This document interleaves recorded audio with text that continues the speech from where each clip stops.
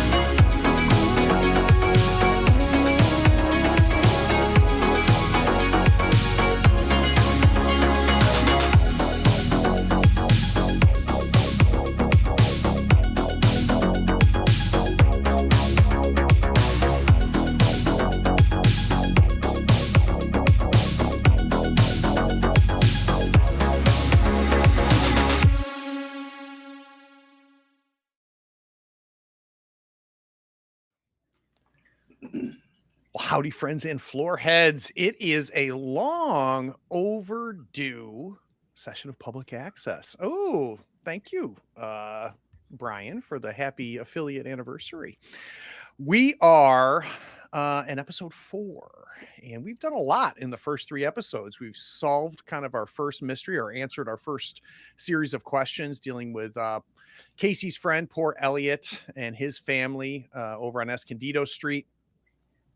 And then we ended our session getting a new question to be answered. And I'll cover that in just a second. But real quick, we had some advancements. So, Nick, I know you advanced. What did you do with your advancement? I got another latchkey move, and it what Nintendo don't. And it's going to allow me to be a little cocky or do an action in style and get rewarded for it. So, what's the reward?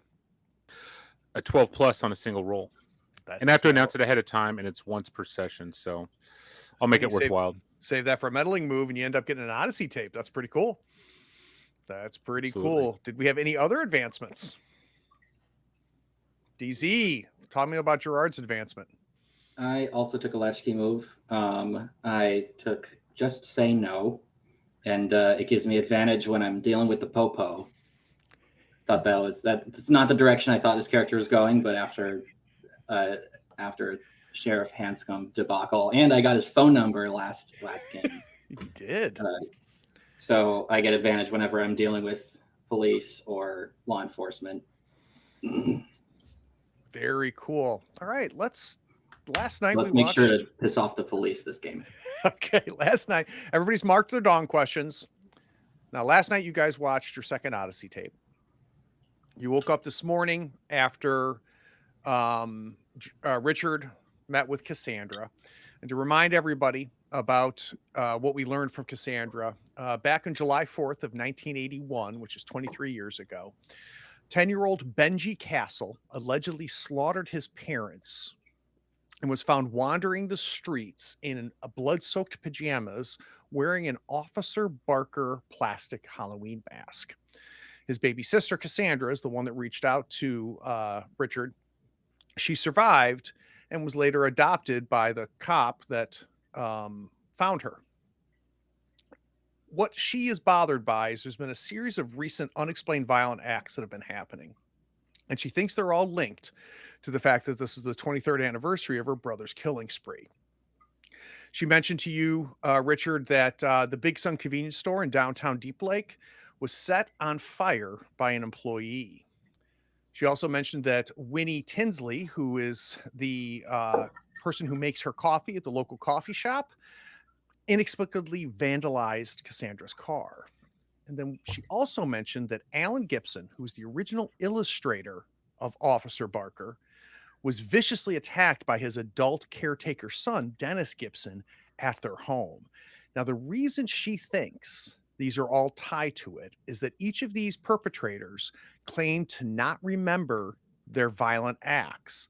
All of them mentioned seeing someone dressed up as a St. Bernard in a policeman's uniform shortly before they blacked out. Now, she thinks it can't be her brother because Benji remains practically catatonic in the local state facility. So as you get up, I want to start with you, Gerard. As everybody's kind of doing their morning routine, you notice something on the television, something that wasn't there last night. It looks like a folded up map, like one of those road trip maps.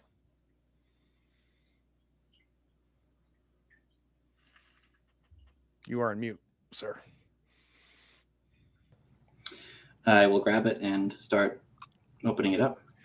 Well, before you even open it up, it's your standard like Z-fold road trip map, and written on permanent marker on the front are the words, "Friend, you're getting closer.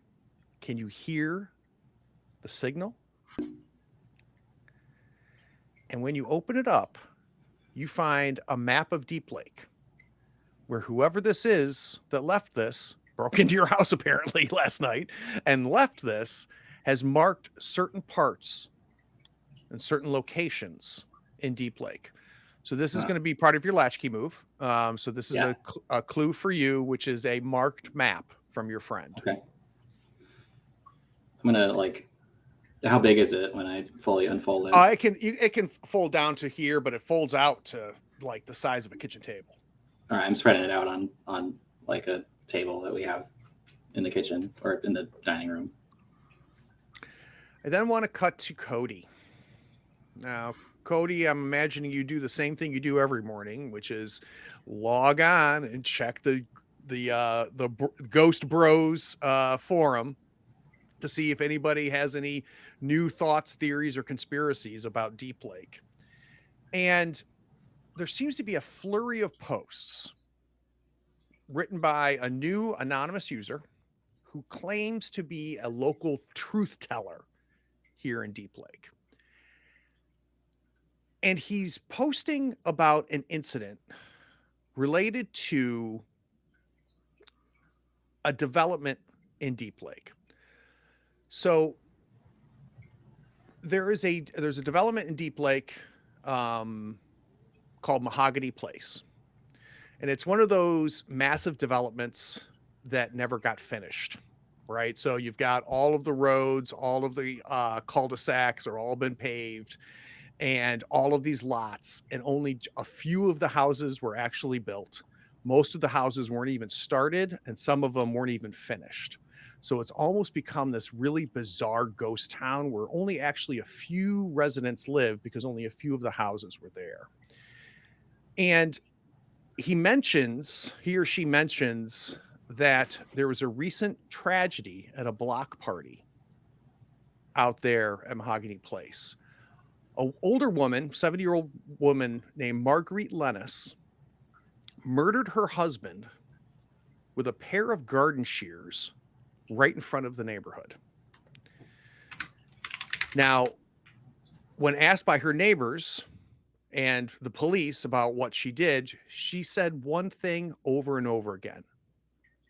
The house told me what he did, and none of us are innocent. She just kept saying that over and over again. What got him to start posting, though, was that night before last, she was found dead in the station lockup. She had hung herself. First question, and this is for you, Cody. You've heard many conspiracy theories related to Playa Morado, which is the name of this what do you call it? Not an establishment. What do they call them? Development, right? So you've heard many conspiracies related to Playa Morado and why it was never finished. Which one unnerves you to think it might be true? Honestly, I think through this whole veil of a new guy posting, he doesn't have the forum credentials, the lack of, special badges. As I'm explaining all the posts and everything that we're seeing this morning to the rest of the group, I'm doing it through a veil of not believing a word this guy is saying because he hasn't been around. He hasn't been involved in the group. It's that new forum name that nobody trusts, right? That has information that's way too good to be true. So I'm going at this entire thread with extreme skepticism, which is very unlike me. He doesn't have those forum credentials, he hasn't walked the line yet. So Well, something that might add a little bit of credibility to at least him actually being somebody who lives in Deep Lake is that he keeps referring to a very well-known urban legend in Deep Lake, an urban legend that you heard when you were children living here and that has been brought up on the Ghost Bros bulletin board several times. And it's this idea that Deoga County has a thing called the Whisper. And depending on who you ask, the Whisper is either a demon alien, the Illuminati, or something similar. Hard to believe, but the details are usually the same, which is there's a voice in your walls that tells you the deepest, darkest secrets of your friends and family and what they think of you. Richard. no, I hate that. Richard, the so-called Whisper actually nearly tore your family apart when you lived in Deep Lake. You know that whatever it is precisely, the Whisper is a real phenomenon. What happened to your family? A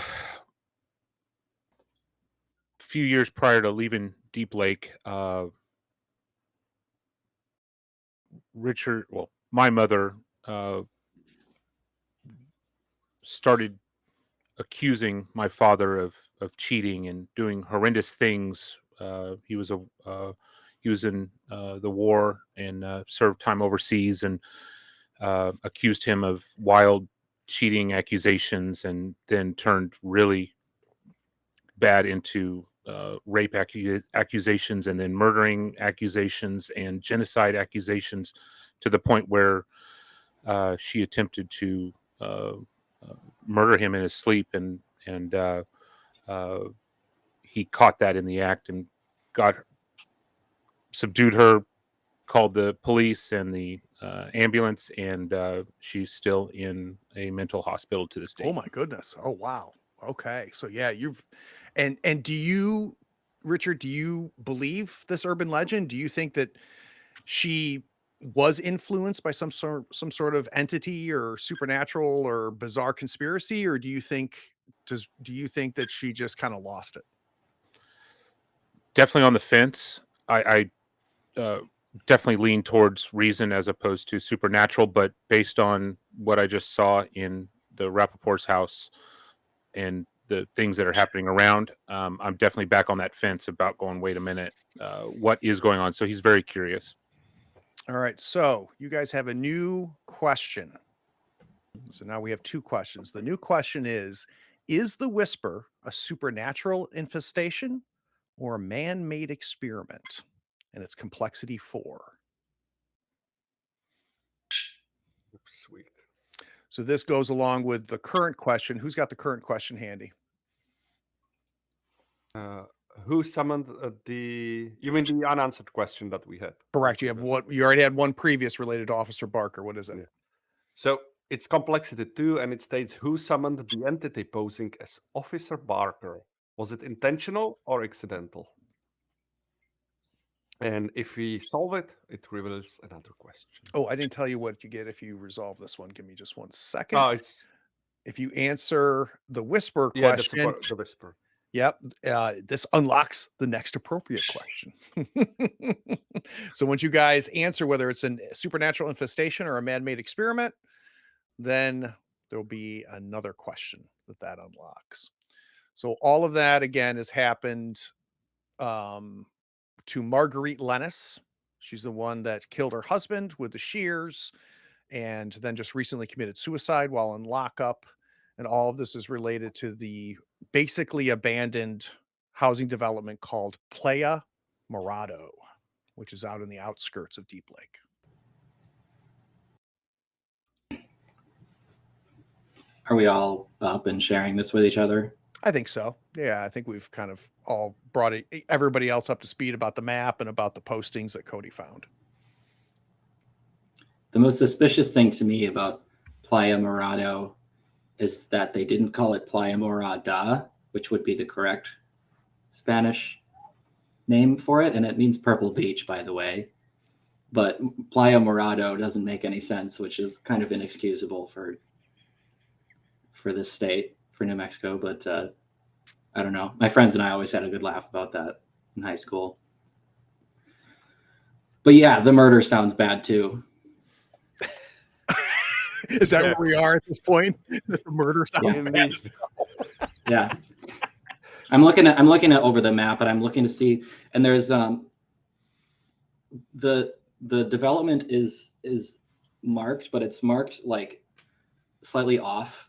It's not exactly at Playa Morada. It's like a little bit off, like because it's on the edge of Deep Lake, so it's like halfway between the development and like the border to just like going out into the desert, I guess. Mm-hmm.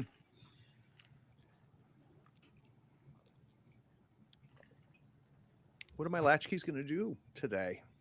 I'm feeling drawn to the Officer Barker question personally, but how do you guys think?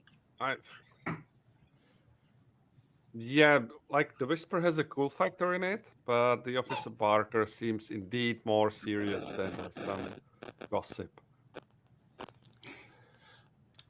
Do we have a direction to take with the Barker one? Because at least with the Whisper, we have a location.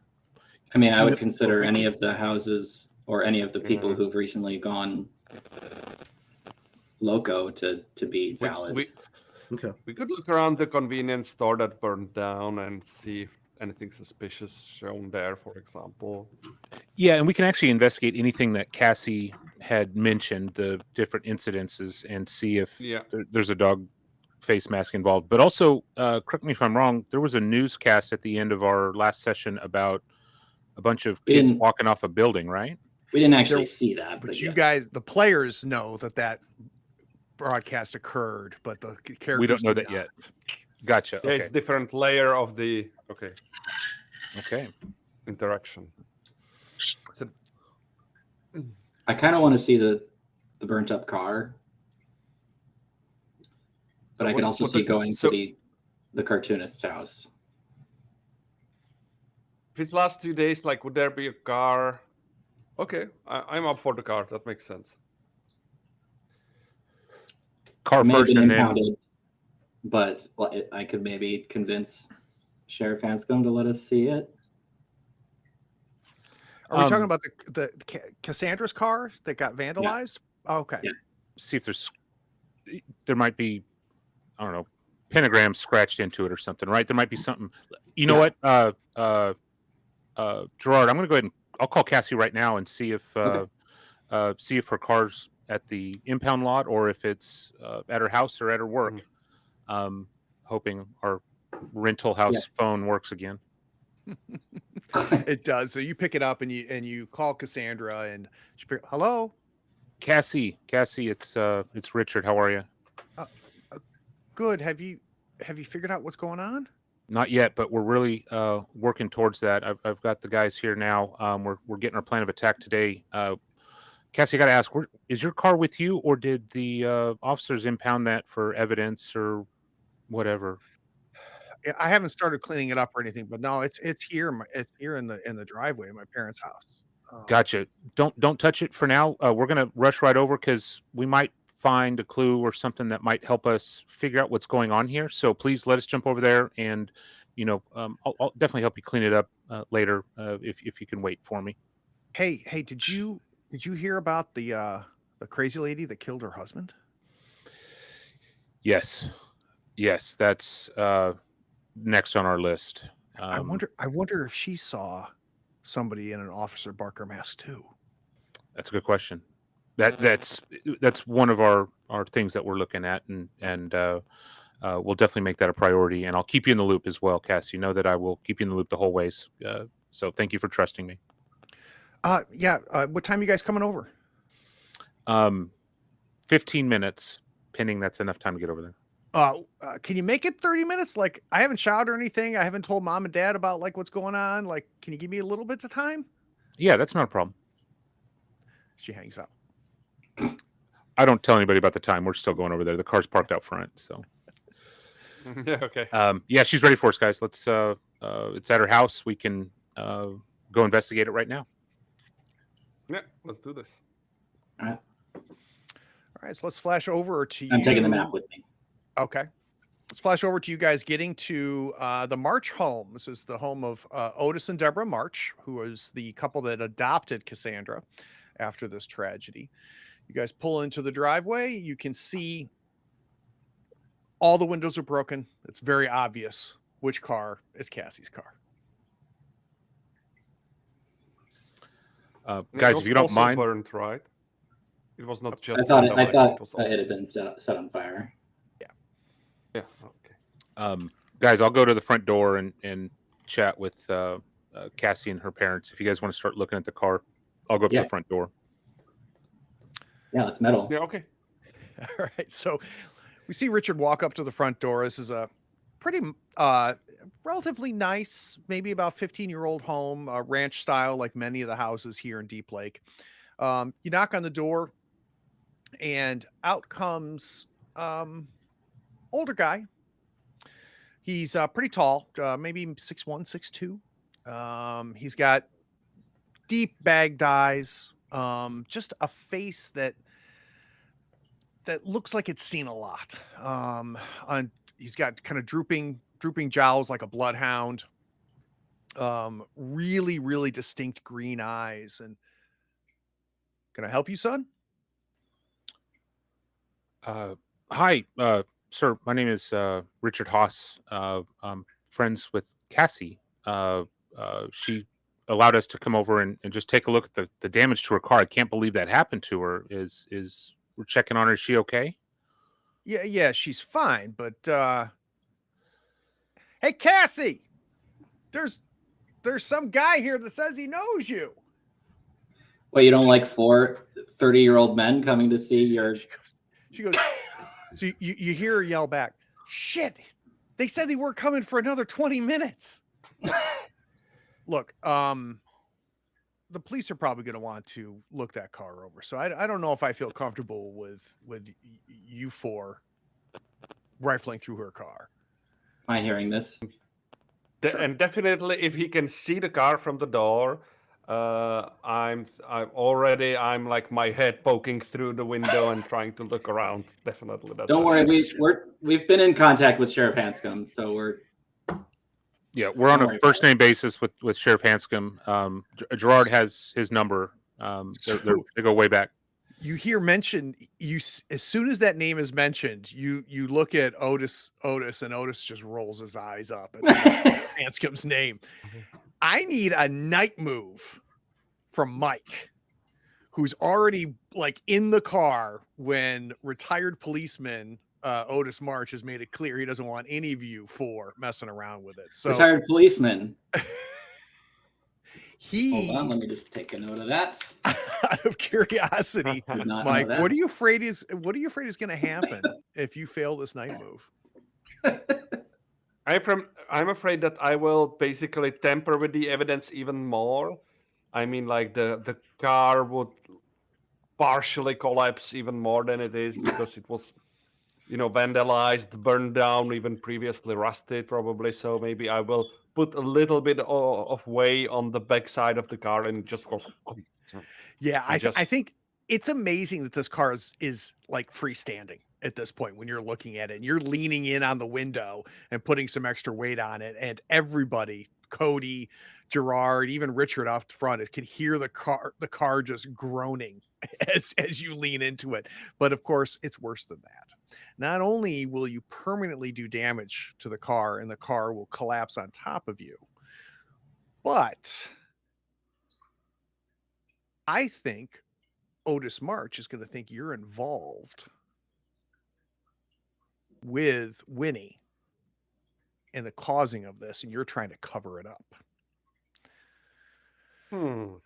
So How let's unfortunate. let's go ahead and have you do a night move, and I want it with, I think I want it with composure. If he's a retired policeman, is there any way I can pass off my advantage to him for this move? You cannot pass it off.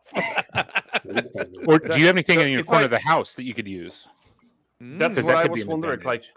because I have a screwdriver fancy pan, I can imagine that Mike seen a lot of policeman shows and they do not want to leave fingerprints. So he's using that pen to lift the rag there and something there. Whoa. So there's a lower chance that he actually puts his way on the car to collapse it. All right. So what we're doing is we're taking advantage of one of our pieces of inventory. Let's go ahead and mark that, and that's now going to give you advantage on this night move. Not Do I need bad. to mark the screwdriver out? Like, You do I lose do. it, You or- only get to use them once. Okay, so I put advantage on a night move, and you said, was it composure? or reason? Composure. I put composure. Oh, balls. So you rolled. What did you roll? You rolled Two, a two, 3, a three. 2, and a 2. So Yeah. your highest was a 3, which is a miss. Now, No, What we yeah. see- So I can turn the key, right? no, not till I tell you what happens. First, I'm going to tell you what happens.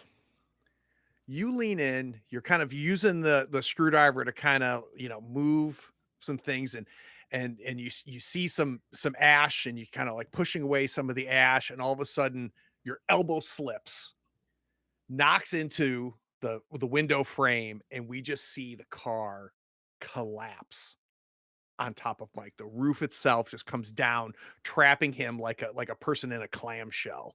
We can see his legs now sticking out from the car itself. And Otis March marches out there and says, "Listen, you son of a bitch. I know you working with her. I know you're part of this with Winnie. But I heard someone's going to be turning a key. So let's go ahead and turn that key." I just want to add one thing. What he hears back from the car is just All right. just paint the full picture.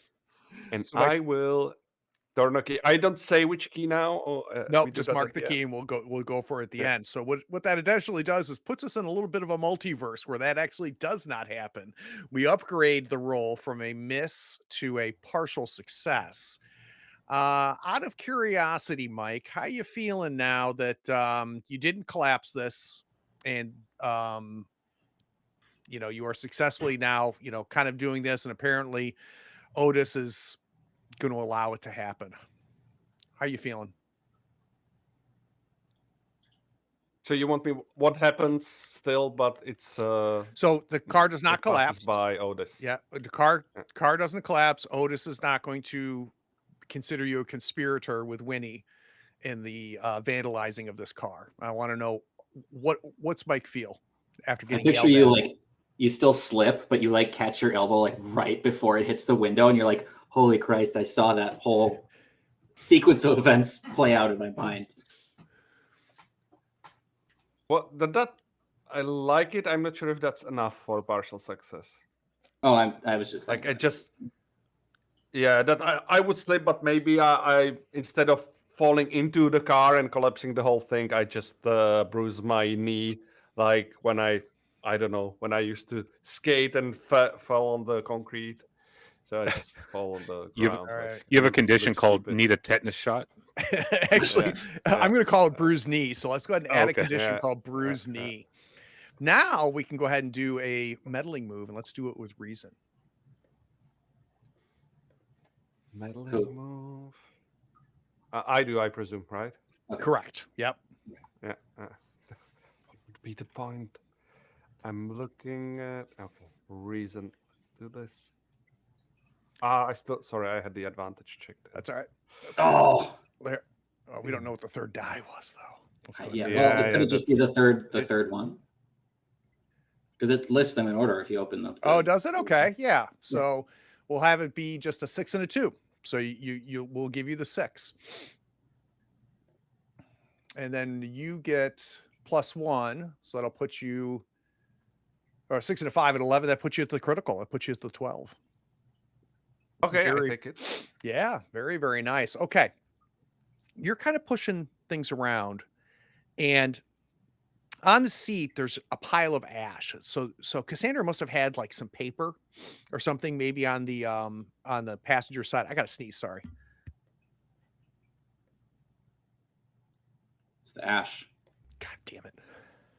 As soon as I say I need to sneeze, I won't. You can't. Yeah, you can't. That's the conjure it worst either. one when you. Yeah, what? It's. Oh, you're muted again. We don't hear you. You invert All right. it. So as you're taking your little screwdriver pen tool, you push the ash away. Inexplicably, in the layers of this ash There's no way. is a piece of paper that's not burnt. And you grab that piece of paper and you look at it. And it's a very crudely hand-drawn sketch of Officer Barker. This mascot with the St. Bernard head wearing a police uniform. And whoever drew this has surrounded the sketch with all of these very crude geometric symbols. And some of them look like they might be like cultish, maybe, like nothing as obvious as like a pentagram, but they look really, really odd. And some of them even have like tentacles coming out of them, some of the symbols as well. So that's your first clue. A crudely rendered sketch of Officer Barker surrounded by unusual geometric symbols and jagged black tentacles. Was that a critical on a meddling? It was. So that's his clue that he gets from the meddling, and critical's coming. I was gonna say, there's no way there's just a tape sitting in this burnt up car.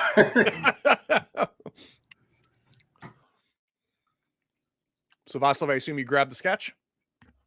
I grabbed the sketch, definitely. Yep. Yeah, sorry. All right. So Gerard, what are you doing? I was kind of playing, like, I guess, goalie. I was trying to like participate at both in the inspection of the car and like listening to the conversation. So I'm not looking as closely as Mike is. And we see kind of Otis is kind of pushing himself past you, Richard, kind of walking towards these three people messing with his daughter's car, and he's about halfway down the stone pathway from the front door to the driveway, and Cassandra bursts through the front door and she goes, "Oh my God, Richard, I'm so sorry. I'm so sorry." And she goes, Dad, just leave them alone. They're here to help. They're going to figure out what the hell's going on. It's okay. It's okay. And he turns to her and he goes, "Honey, at some point you've got to let this go. Sometimes just people do weird things. It's not connected to your brother. I can promise you."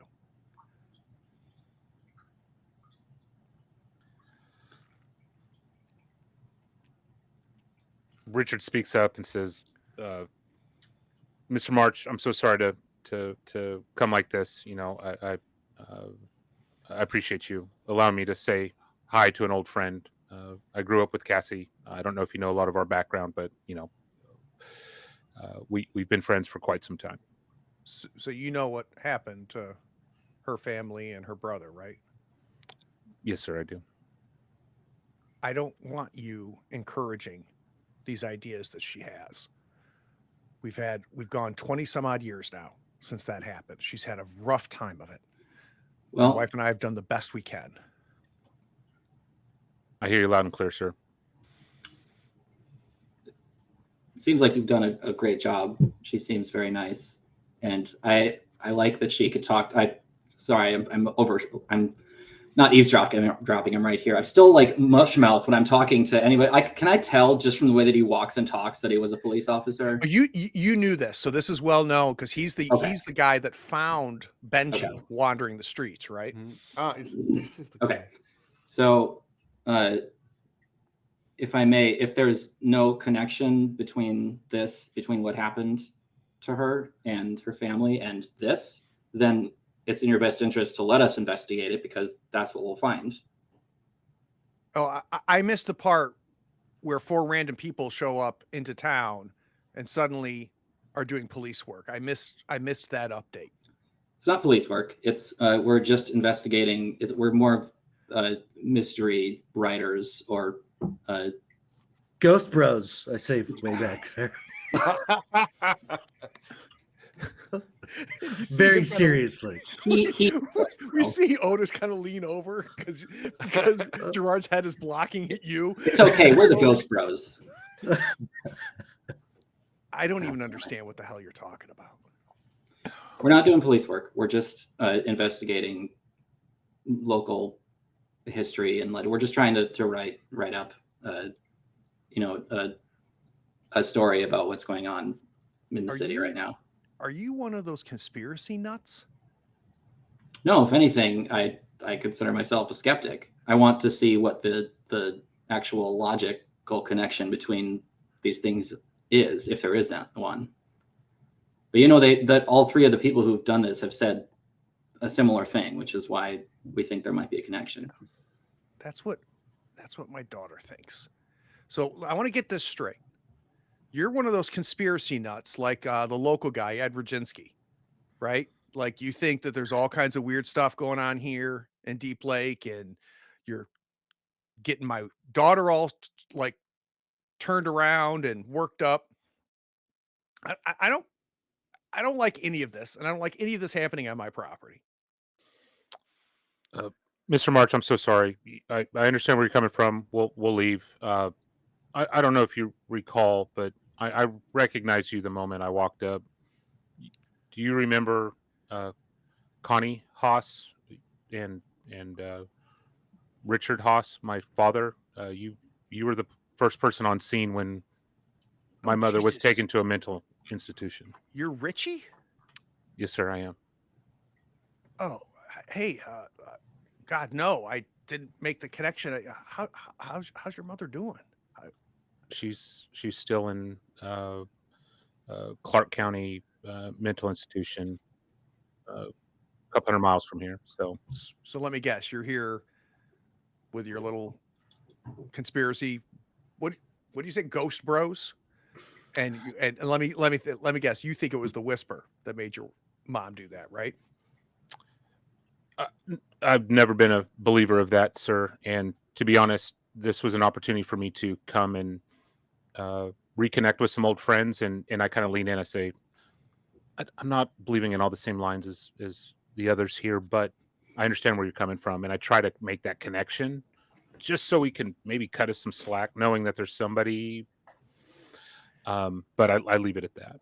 Okay. And he acknowledges you as you say that. And he goes, look, there's enough crazy stories that are going around this town. The last thing we need is a bunch of kids that moved away coming back here and getting everybody worked up again. I hear you, sir. We'll minimize this and get out of your hair as soon as possible. I promise you that. And Cassie's right behind him, and she kind of like punches his shoulder, and she goes, Dad, you're embarrassing me. Get back in the house, he says to her. How old is she? She'd be like 24, but she definitely is acting like a preteen. Yeah. You would too if your whole family got butchered. Sorry. Okay. I kind of look at Cassie, hoping to connect eyes with her without, and I'd say kind of did the call later type thing, just so that she knows that I'll reach out. And she nods. What's Cody doing all of this other than advertising Ghost Bros? He's kind of scoping things out around the house, watching to see if anyone's walking dogs or paying attention to maybe, the snide eye or something like that. So not focused on the car, but kind of like the neighborhood around the front of the house. Right. Is there anybody else watching or seeing what's going on? I like Yeah, it. exactly. Let's do a meddling move with reason if we could, please.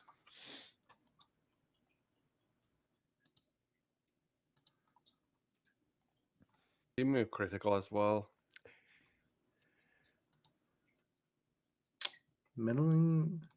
One of these days I'm going to remember how to actually do this. So go to Okay, moves, and you should find the meddling move, and then you click on the little picture on the far left of it. Yeah, the That's where it is. Okay. And you said reason? Yeah.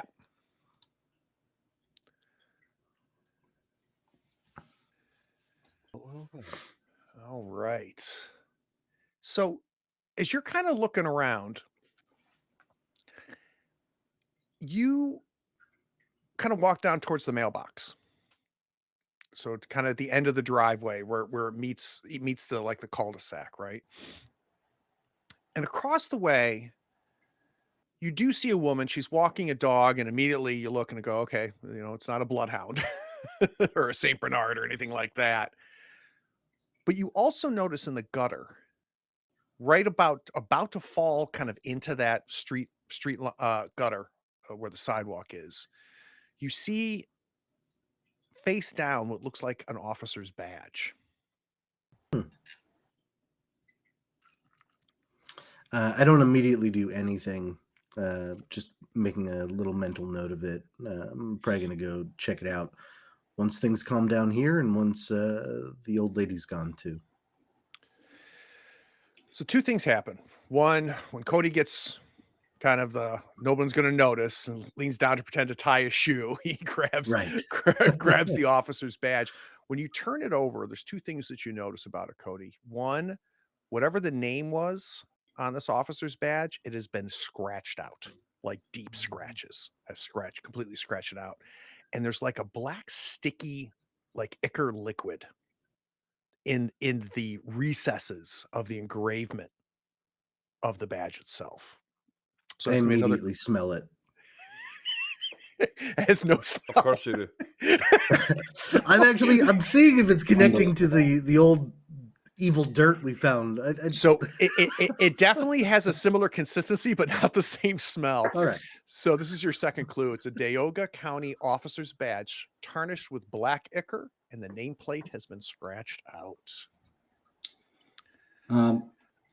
I don't know if this will be a meddling move or not, but as we're talking to the officer, I'm like, sorry, you mentioned somebody a minute ago. Edward Jinsky, who is that? Guy about your age, been living here in Deep Lake for a long time. He was homeschooled. You may not remember him, but all he talks about is all of the conspiracies around this. He talks about a TV station that never existed. He's a crackpot. And I just figured, based off of Ghost Bro over there, that you guys were here and friends with him. I turn around, look at the group, and go, "Do not elaborate. Do not fall into this trap." I don't notice that at all. See, where is this Eddie? Just so we could make sure we avoid him. He lives downtown. I think above the paint shop. Okay, we'll stay away from the paint shop. shop. The paint Okay? Yeah, we'll stay far away from there. Thank you, sir. And he you can tell he feels comfortable that you guys are going to get the hell off his property. He starts to walk away. And Richard, that's when you notice that Cassandra is not empty-handed. And she hands you basically like a shipping envelope, right? Like one of those bubble wrap brown shipping envelopes. And she goes, "This was on my doorstep. And it's addressed to you guys. Isn't that Mike?" Yeah, that's Mike. She goes, "Here, before my dad sees it." She hands it to you. I grab it, throw it under my shirt. Yeah, as we're leaving, I turn back around to just glance quickly over my shoulder, and in the window is Daddy March, just standing there, making sure that we leave. And he's kind of peeking through the curtains. Yeah. For a second, I could swear that it looks like there's blood coming out of his eyes and nose and mouth and ears and everything. And it's just like a quick look, and then on the double take, it's gone. Got it. Nice. Got it. All right, so where are we headed? As Gerard turns around, I'm right there, very uncomfortable, very close to him, and I'm handing him the badge. Thank you. saying, I don't want anything to do with this. Maybe this Really? is Hanscom's. Maybe you can. This seems like more your purview. And I just hand It won't fit in your pockets. No, What's it I've smell got like? a lot of rocks in there. Not good. But I found it in a gutter over there. If you wanted to Oh, good. check that Thanks. Thank you for giving it out. Yeah, this is all yours. into my hands. As we're deciding where This we're is going, weird, we sit down into the car, and I reach out the padded envelope, and I reach back and I give it to Mike and say, "Hey, this was addressed to you, but it got Oh, give me delivered to." that. Oh, hey, and I yank it back. I said, "Wait, hold on. There's more to this. What? There's my Cat- name on it. I'm about to open it for you." Mail theft. Cassie, this was delivered to Cassie's house, and not with traditional mail. It was just put on her front porch. So somebody knew we were either A, coming by, or B, trying to give her notice. So here, and I let him have it to hopefully open it in front of us.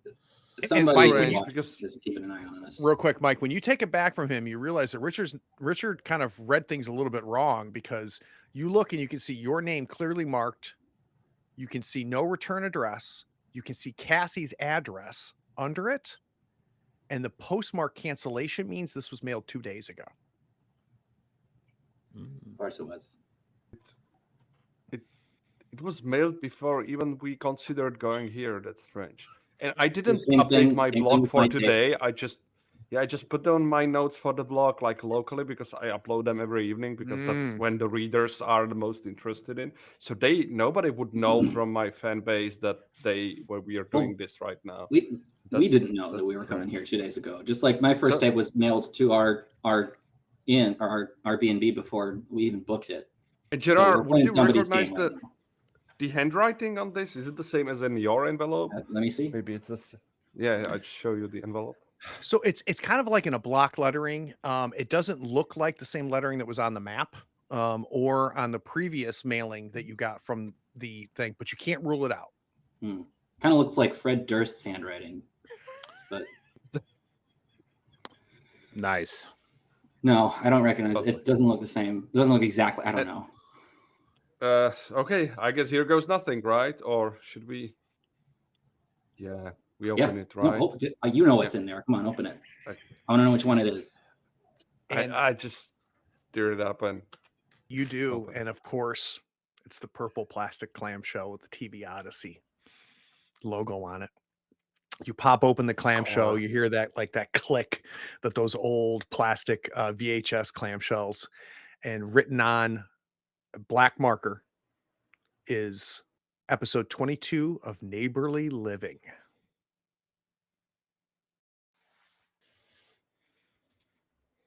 Gerard, I will give this tape to you because you seem to be the most keen on like keeping them safe. But I have just one request. In the evening, can I be the one who puts the tape in? I just want to do it once at least. Yeah, I got room. My bad. We should all get to do it once. Yeah, there you go. Well, this was fruitful. This was weird. Do we go to the convenience store since we are, well, at least I'm covered in soot and ashes and all nasty things. At least I'm not licking badges I found on the ground. But I mean, the convenience store was the look. I saw what you did with the badge. Don't lie Saw to what you us. did. The convenience store was where the car vandalism happened, I believe. No, that was a different thing. Two separate incidents, Separate right? location. So Yeah. there was an employee. She said an employee burnt down the Big Sun convenience store, and Winnie, who works at the coffee shop, vandalized her car. Two separate incidents. Yeah, we should definitely go there. I could also see an argument for taking this badge to Hanscom or to the police department, asking him, maybe seeing if we can get anything out of him that we don't know about the 3 attacks. There's nothing good. Like we get nothing good from talking with the police. I don't like it. I don't. Yeah. I think he's we warming can up. call him.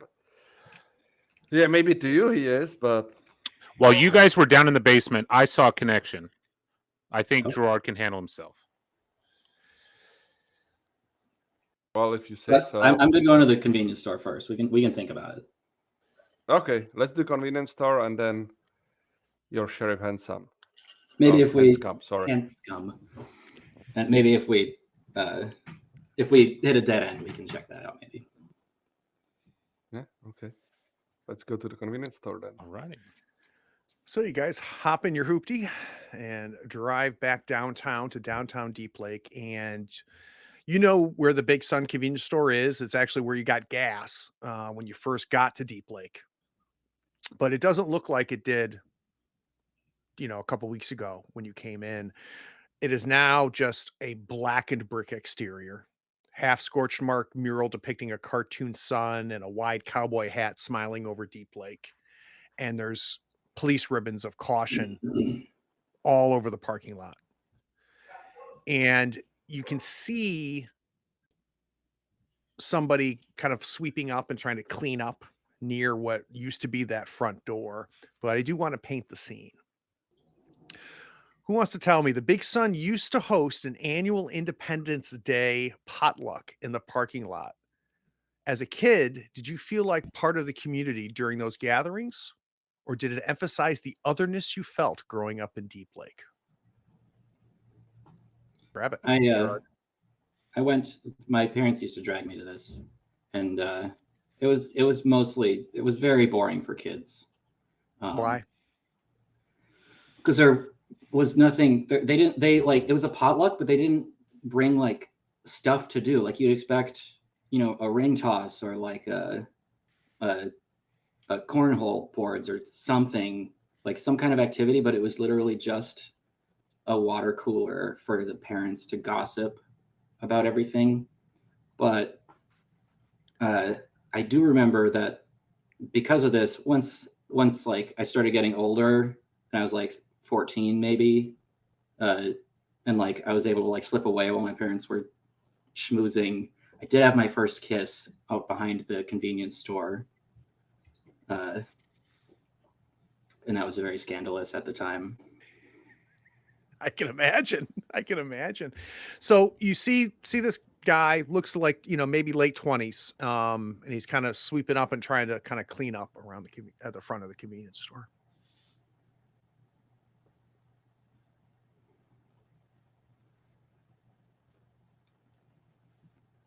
Hi.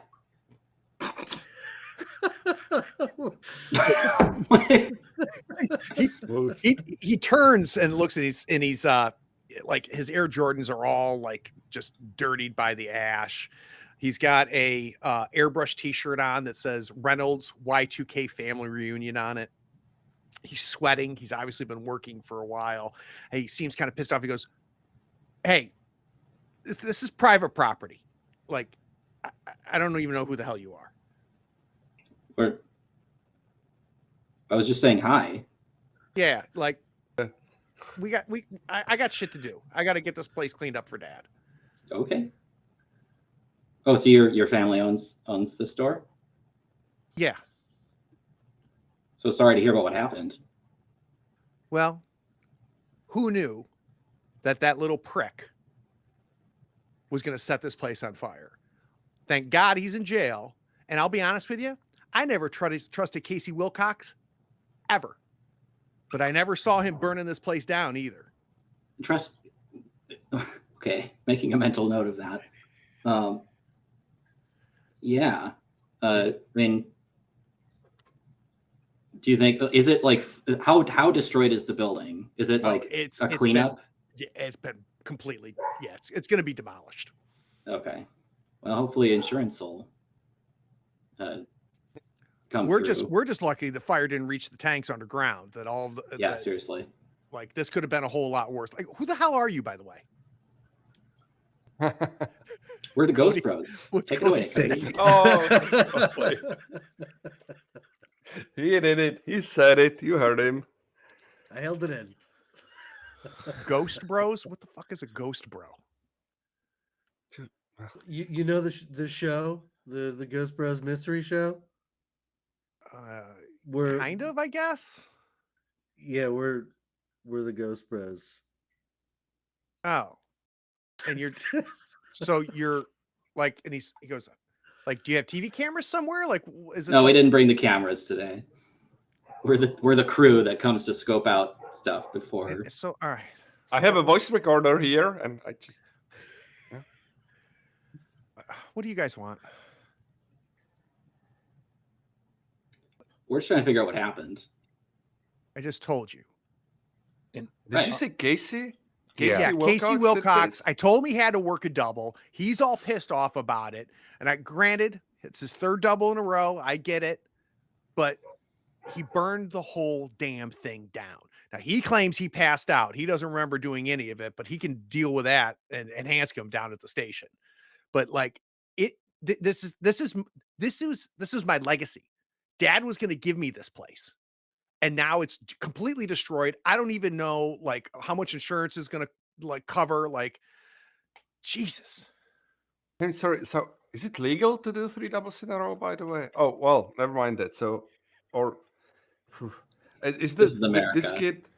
Like, you saw him like do it, or you have it on cameras? Because if he does, why would he not remember it? Doing something like this. One of the deputies called me up at the house and said, my place is on fire. My dad's place is on fire. I hop in the car and come down here.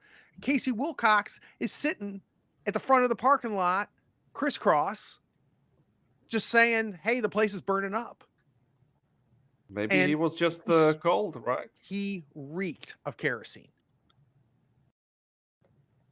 We're talking about the kid, right? Or is there some other Casey Wilcox there? There's one with Casey Wilcox. Yeah. So okay. It's the same one we know, apparently. I didn't expect that. You know what I was expecting? Honestly? Time at a break. We'll be back in 10 minutes. Okay. All right, we are back. So we've got 2 questions lingering out there. We've picked up a couple clues after going to Cassie's house and checking out her car. We find out at the convenience store, we find the kid who is apparently the heir to the convenience store is kind of cleaning the place up and mentions to you that Casey Wilcox was the employee that burned it down. I'm like nodding for Cody to like follow me while the other 2 are talking to the guy. Yeah, I'm looking around downtown. I'm not really recognizing that you're nodding to me. I'm actually looking to see Cody! if we're in the vicinity of the paint shop. Yeah, what's up?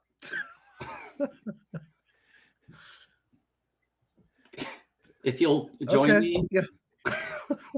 God damn. Smooth as always. I can never tell if it's Gerard that's annoyed or DZ. No, I love it. I was wondering, is your ghostometer still working? Is it working currently? It's a Tech Mobile, but let's take a look. I know it's So I tried turning it on. Do I have any luck? Yeah, you do. Thanks to Richard. It comes right back up. Let's go ahead and I'd like a meddling move, I think. Want a meddling move? I'm like kind of guiding us around like the back of the store to do a lap around it. Yeah, let's do it with sensitivity. I'm holding it in kind of an awkward way because the sunlight's getting some glare on it. Oh boy. Up your sensitivity at your up when you. I'm at -1 in sensitivity. I know. No, yeah, we all start with that. Oh, okay. So you turn it on, Cody, and it's kind of just goes beep beep that it's on, and then no readings whatsoever.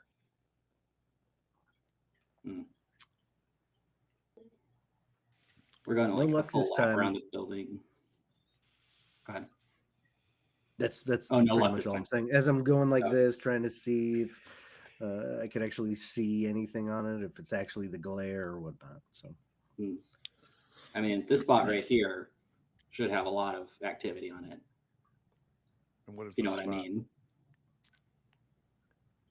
This is where I had my first kiss. Back Oh, okay. So you've gone I'm back around behind. surprised it's not setting off the thing, but whatever. So there's no ghost. I mean, do we see like the walls are burnt up? I assume, but like, is there anything else? Yeah, let's do some poking around. So let me get a meddling move from you, Gerard, with reason. Yeah. So is this the same dumpster as back then? Back there? I mean, it sure Or- looks like it.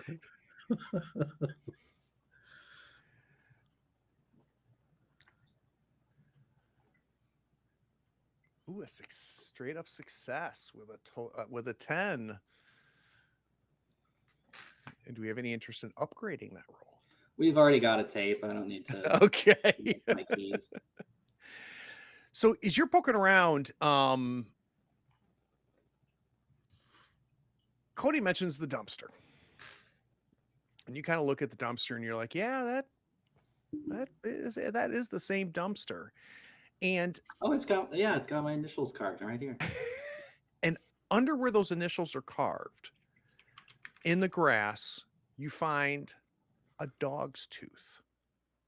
A single canine tooth, but it's black with decay. Would you like to smell it? No. Why would I want to? What? I just thought I'd ask. Just any object. Here you go, Is there Cody. anything Smell like- the object. Is there anything that weird about it? Well, any object that's like looks gross and bad. Yeah, now it looks like a normal dog's tooth. Definitely a canine tooth. Definitely looks like it's it's pretty much intact, but you can just tell that it's just black and darkened from decay, like tooth decay, Huh. like rotten. Right. Is this a clue, or am I just It's picking a up clue. garbage? Okay. Oh, okay, cool. A single canine tooth, black with decay. All right. Well, I don't remember this being here, but I wasn't looking that closely. 20 some odd years ago. All right. Well, it's worth a try. So I might try the social meddling, ideally. So, excuse me, Mr. Sorry, what was your name again? My name is Mike. I'm with the Riddell Reynolds Coast Jr. Bros. Look, guys, Jr. I don't know like what your whole thing is, but like I've got stuff to do. I have one thing I would really like to know, like what Casey told you when you found him in that state as you described him. Like, did he immediately knew that something happened and he's out of place, or when was the moment when he said he doesn't remember it? Do you know when he switched from this weird catatonic maybe ish state to his? Are you like a normal friend of his or something? Yeah, well, basically what you're describing is not fitting Casey, and it's really strange. So I would like to know. I would like to investigate what actually happened with him to help him out. Maybe find. I mean, yeah, I mean, like he's always been a good kid, hard worker, you know, and I think Dad and I kind of like overscheduled him because we had a bunch of people quitting, and we're short staffed, and I was supposed to take my girl out and stuff, but yeah, let me think. I get the call from the deputy, I hopped in the car, drove here. Whole place is burning down. His hands are black with soot. He smells like kerosene, and he's just sitting, crisscross right here in the parking lot, and like just sort of like this dazed look in his eye. Let me get a meddling move with, what are we gonna do this with? I'm thinking we do this with presence. Yeah,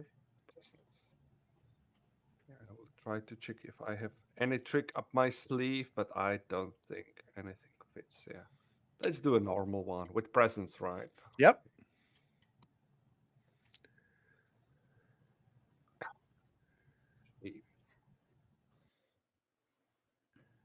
It's a miss.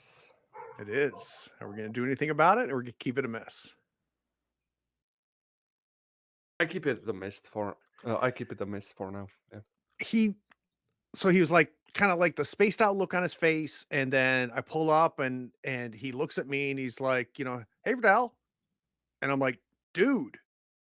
And he turns around and sees the building burning. And I'm like, why did you set it on fire? He says he didn't. I called the police and, they hauled him off. So that's about it. And I thought the police called him. I called the police that the guy who burned the building down was here. They hadn't gotten here yet. And the GM is not good at continuity.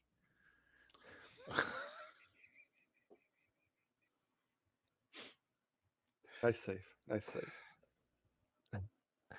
Okay, thank you. Yeah. I go up to I guess, Riddell. See if this guy has his story straight or not. Not doubting the game master. We go to Casey, I guess.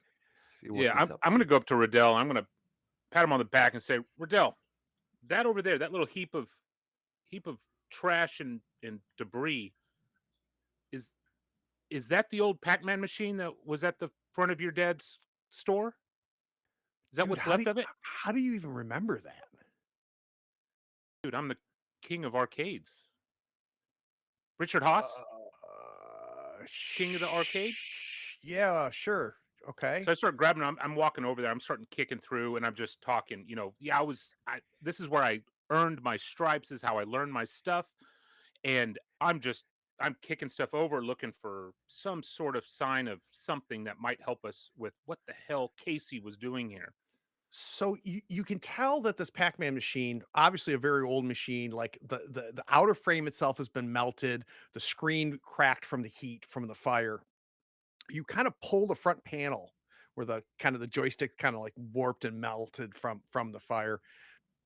You pull it open and you see the guts of it. Let's get a meddling move with reason. All right. I'm going to use my pocket knife to help me strategically get this thing off without damaging anything, so I can get I like it. Let's roll that with advantage then and go ahead and mark that. Alrighty. And do I click the reason button and then it'll give me the advantage option? Nope. Or You choose advantage above the moves there that has the mode. Like roll mode and advantage. radio button, like Yep. Yeah. And then I can click reason now. Yep.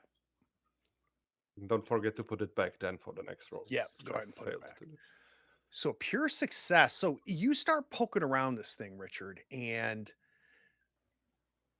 you question whether this thing was ever operational, even though you remember when you went and got gas, like you immediately were drawn to this thing, like it was a working original Pac-Man stand-up, arcade. What doesn't make sense to you is how it could still be working with that jar on top of the CPU, on top of the motherboard.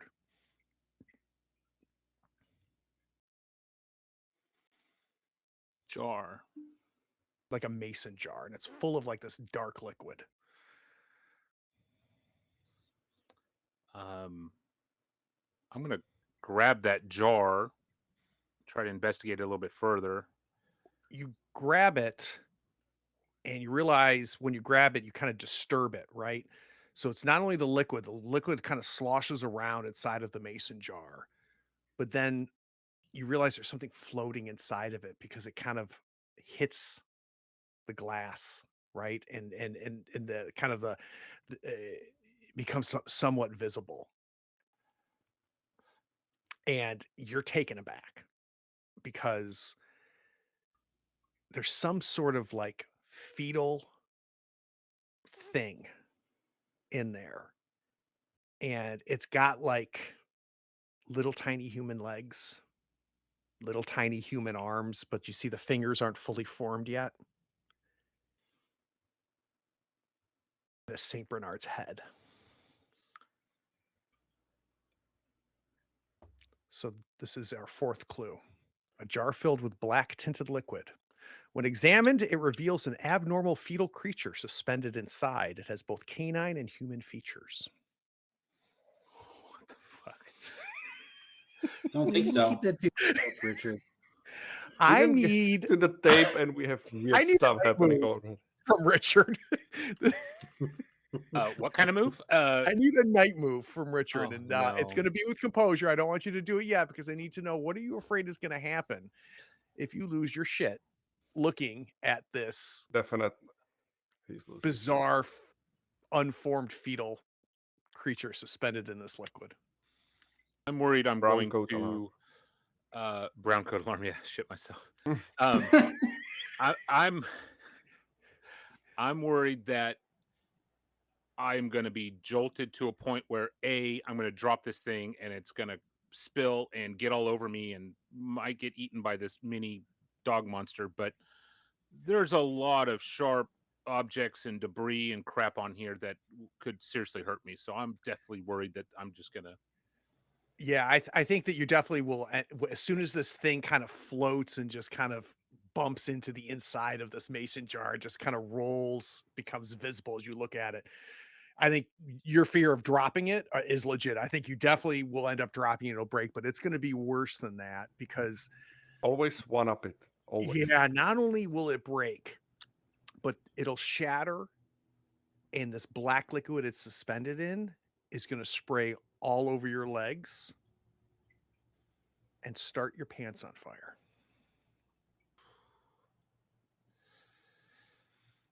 Okay. Let's go ahead and do a night move with composure. Convenient. There's nothing more to burn here except for Richard. Oh, I still had advantage. We Sorry. told you. I'll just I take told one you to of move the radio button. Yeah. It's recorded. We Yeah. The other two there, if you click on it, it's 4 and 4 were the first two, and then a Yeah, 6. so that's an 8. So, So that's a partial success. So you pull this thing just kind of like, you know how like in like a viscous liquid it just kind of rolls into view like in a horror movie. You just see this little fetal body, this human fetal body with this unformed canine head.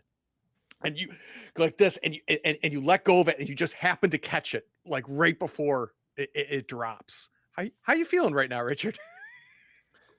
Code Brown for sure. I'm on the verge of. I pissed myself in the last house when I encountered something crazy.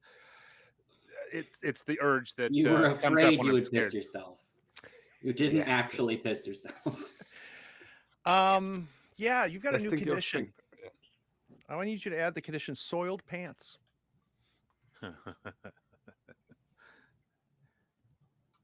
Like from Soiled or soil. shitty. Yeah, he sharded. See, what had happened was The directions this game takes. oh, Richard's not cocky anymore. He is. No, this wasn't the Pac-Man.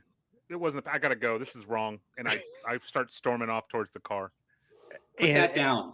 We cannot take that. My With pants worse or things, I believe. this. The jar. It Why did you keep talking about your pants? Like, what happened there? You get a whiff of it, Mike. You get a whiff of it. You know exactly what happened, and you can see the stain. Okay, You can see the stain. It's a skid mark situation. Why don't we regroup at the house? Yeah, I bid farewell to the good gentleman there, and we just get out and. Okay, that. All right, so let's cut Yeah, back let's to meet in the car. Rodenbecker Street. You can hear the shower going as Richard is in the shower, cleaning himself up. The soiled pants turn into humiliation after I shower. Sure, let's humiliate it. Let's do that. I like that even better. Depressed and humiliated. So, do we consider answering one of those questions? That's the thing, since we are back at the house. I'm looking at our clues, and I don't see any two of them pointing to who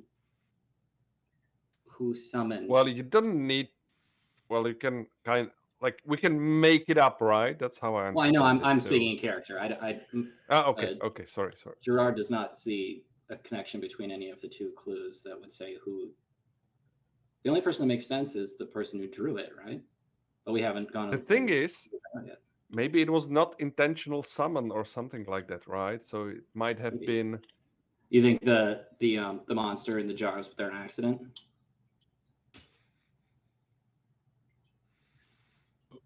No. Well, there is a canine tooth as well, so Yeah, that's two things Yeah, that that's seem true. connected. yeah. And it's not a cat; it's a dog. So duh. So as a quick reminder for I those wonder what's- watching, the question that they have pending out there is who summoned the entity posing as Officer Barker, and was it intentional or accidental? So it's kind of a two-part question. Right. I think it's intentional with this jar because that's not an accidental thing if we decide to link it there. But I think we Yeah, need more information to really build a solid story to answer a question, in my opinion. I am hearing that there are two reasons to go to the police station because Casey Wilcox is there. Agreed. Yeah, I would like to talk to the kid. That's true.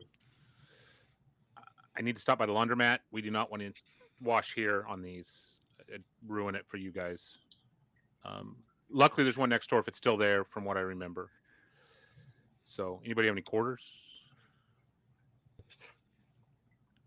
You were Yeah, just alright. at the Pac-Man machine. You should probably head back over there, get some quarters from that. If there's anybody on this planet that has a pocket full of quarters at all time, I think it's Richard, Yeah, Yeah, that makes sense. that's a fair point. the arcade king. Or it's all tokens for an arcade that doesn't exist anymore. Either Yeah. one. He's got to have the quarters because he might run into a working antique machine at anywhere. Yeah. All right, so you drop it. You drop the pants off at the laundromat. We're headed to the Deep County Sheriff's Office. It sounds like Deep Lake Sheriff's Office. Yep. Little flutters in your stomach a little bit there, Gerard, because as you step in behind the front desk, Sheriff Hanscom. He works the front. Okay. What are Small the town. four? I guess. What are the four you doing here? Well, we met with Casey a couple days ago, and he seemed fine at the time. In fact, he was how we ended up looking into the Elliott house. Well, that's the one that well- got you to Escondido Street. Was Casey? Yeah, he's the one. That Oh, turned us that's on to that. interesting. And he grabs his pad of paper and you see him write that down and close it down. Yeah. He goes, No, I mean, "Huh." we can answer whatever questions you want, but we just heard that there was an incident with him, and we just wanted to see if he was okay, see if there's visiting or anything. I've got him back in lockup. He says he didn't do anything, but he's got kerosene all over. He's got a freaking Zippo lighter in his pocket. So I don't know. The whole place has been burnt down. I don't know what I'm going to do about it. I don't even know if I can charge the kid because he claims he didn't do it. Nobody saw it. More than likely, I'm probably Yeah. going to let him out. Is there visitation right now? Could we talk to him? Let's do a Supervised. little day move there, Gerard. do a Little day day move, and let's do that with presence. I'll do a day move with present and advantage Oh, why advantage? because I'm dealing with cops. That's right. You got your move, right? Sorry, so presence, yes. I'll go ahead and roll like balls. A 3, a 2, and a 1. Yeah, I don't Welcome to know. the club. I don't know. You guys are poking around all over the place. It seems like everything weird going on. Somehow the four of you are tied to it or close to it. Let me guess. You guys have gone out to the development where the old lady killed her husband. You guys Oh, tied that's to that nice. too? I would like to use can I use a key on a day move? Okay, I would like to do that. All right, it's But good, yes, Mark. no, that's next on our docket. So don't be surprised. Yeah, I mean, it's fine. I'm going to be letting him out in a couple hours. If you want to go back there and talk to him, you can. Thank you so much. By the way, was there like a CCTV or some kind of camera in the surrounding buildings of the convenience store? Something that we could The whole thing confirm burned down. that. Kid, Not whole the thing pumps? burned down. The pumps didn't. No, Were there cameras on the pumps? no, there's not cameras on the pumps. Oh, dang. Are there other officers here, like kind of shuffling around, or is it just Hanscom? No, let's have another officer. Let's have one of the women deputies that he has on his staff. We can have her kind of hanging out over on the side. Do they both have badges on? They do. Okay, that's specifically what I was looking for. Yeah. Yeah, you look to see Actually- she's got a badge, and of course Hanscom still has his badge as well. On that note, If you guys want to go back and talk to Casey, then I can ask Hanscom about that. Yeah, I go to Casey. I kind of like the kid. He seemed to be As we friendly. go back to go see Casey, knowing that there was the lady actually died, I think here in holdup. When we go back to the cells, I want to hold back and observe to see where I might think that she might have hung herself, if there's tape or something. Yeah, there's When actually did only Casey see that? there's only 2 cells, right? And one Casey's sitting in. He's got his little blonde faux hawk there, and he's kind of just sitting on the bed and kind of his head's down like this. And then the other one is open. I'm walking into the open one, and I'm looking for signs, signals, anything left behind. If there's rope on hanging from something that might help us. So we are. I go trying to Casey meanwhile to not be suspicious that he's meddling around. So yeah, let's start off with Richard's meddling move. Richard, let's do that with reason, as you're kind of poking around. So one thing I'd like to Nintendo don't forget, I think I'd like to tackle this with enough style to where I kind of ease out of the, we're just walking and they just kind of woo and move over into the empty cell. And I instantly know what I'm looking at and I'm grabbing depending on what I see, and I just handle business and then slip right back in line. All it takes for Richard is a new pair of pants, and he's starting to feel good about himself. Who wouldn't? So Richard, you're using your Nintendo don't move, which means we don't roll. You automatically get a 12 plus on this roll. You can do that once per mystery. Is that right? Once per session. So per session. Okay. So this is the one time you do it this session. That's strong. You go in here, you can see the piping up above, and you can see where the piping has obviously been strained and kind of bent down. And it's very close to where the metal bed is inside of the cell. So there's no doubt in your mind this is where she hung herself, right? She obviously tied whatever it was that she hung herself with. She tied to that piping, and you can just see where it's strained. And as you're kind of looking around,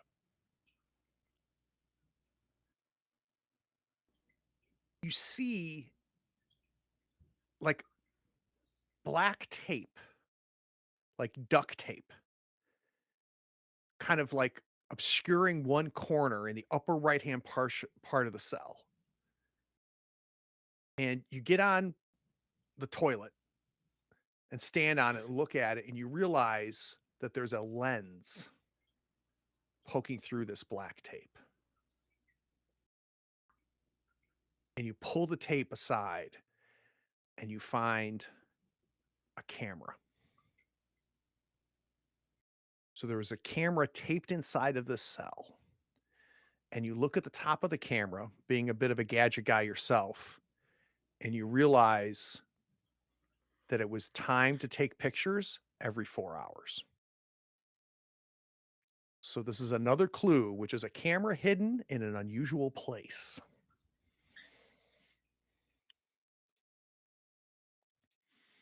Let's go to Casey. Mike, you walk up to Casey and he looks up and he goes, dude, did you bail me out? Well, we just talked briefly to the sheriff. I don't, dude, I don't like that guy that much. Do I smell the kerosene coming from him still? Or No, he's, you don't. like, So cleaned up?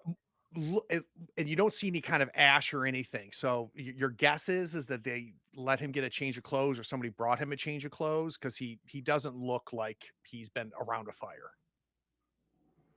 So what happened there, kid? Like, I've heard weird stuff that you burned the place down. That doesn't. That sounds strange. So that shit kid of the guy of Reynolds that owns the place, he's had me working my third double, right? Yeah. And I don't even know why we're open at night, because nobody comes there at night. This whole town shuts down at 7 p.m. So it's like, I don't know, it's about 8:30, and like the place is empty. And then I wake up and I'm sitting crisscross in the parking lot, and Junior is yelling at me that I burned the place down.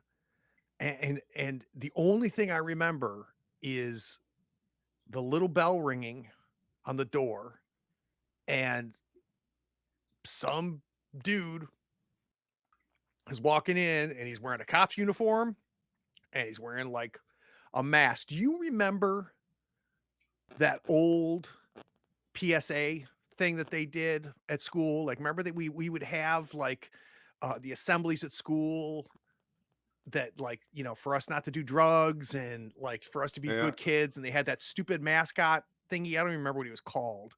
But he Let had me like guess. Let the me guess. Was it Officer Barker? that's Dog it. mask. Yeah. Bloody hell. So that's the last thing I remember is that. Did they find that dude? What? That's the last thing I remember is him walking in the store. Huh? Would you have any? I'm not sure if I would call them friends, but any of your kid friends would want to pull prank on you, or some of these guys, you know, somebody holds a grudge and they would stage this whole thing, maybe to. It's a bit extreme, but you know, when people are making jokes, then it might get out of hand, and they would just run away and dump it all on you. And I would So like to. yeah, you see him Meddling. kind of like, you know, he rolls his eyes, you know, and kind of looks at the ceiling, like trying to remember, right? And he's doing there. So let me have a meddling move with presence, please. Can I do the Casey meddling move when consulting Casey regarding kids and young? I get extra clue if that happens. Oh, I like it. It's very nice. That's exactly fits this. Yeah. So let's go ahead and do your Casey meddling move. So that's role mode normal and presence, right? Yeah. Make sure you're not at an advantage. Yeah, I collected, but I might still be because. Yeah, okay, should be fine. 7. Very, very nice. He goes, you know what is weird, dude? Now I'm sitting here thinking of it. The night before, and don't tell the Reynolds dick that I did this, but like I kind of fell asleep the night before. It was my second double. And I just like was catching some Z's right behind the counter. And I had a messed up dream, man. So like I was like walking around the desert, like all by myself, but I was like on all fours, like walking like a dog, and I'm like was totally naked. And I was covered in dirt, and I was like walking around and just barking. It was like a crazy thing. And now like talking to you, like I'm connecting it to the guy wearing the mask that walks in there. Like that was messed up. So the clue is a dream of roaming the desert alone on 4 limbs like a dog, naked. You're putting that in, DC, in the notes? Or should... Okay. Yeah, he is. Yeah, I got it. Okay, so. Okay, thanks, Kit. I think that might help us. I will talk to the sheriff and I'll be sure to get you Hey, out this soon. Yeah. you know what else, Mike? There was in my pocket of my pants, I found like this weird chain thing, and they should have all that shit up front.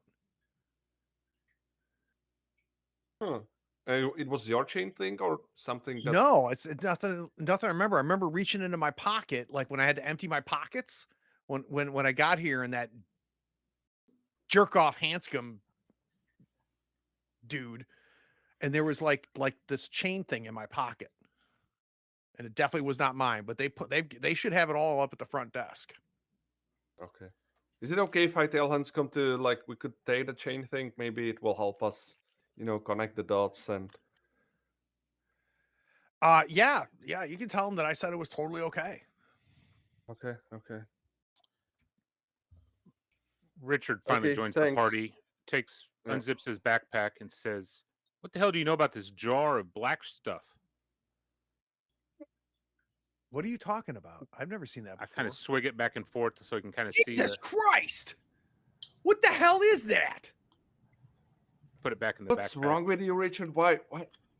What's? I'm sorry. He's like, he. Well, let's go, Richard. Let's just. I need a night move from Richard. Just pulling out jars of dog human fetuses and showing them to people. Told you. I think you don't have enough pants on this adventure. Richard, I think I need a. What do I want from you? I think this is going to be with. No, I don't like sensitivity. Yeah, I do like sensitivity. This is going to be with sensitivity, but before you roll, what are you afraid is going to happen if you fail this roll?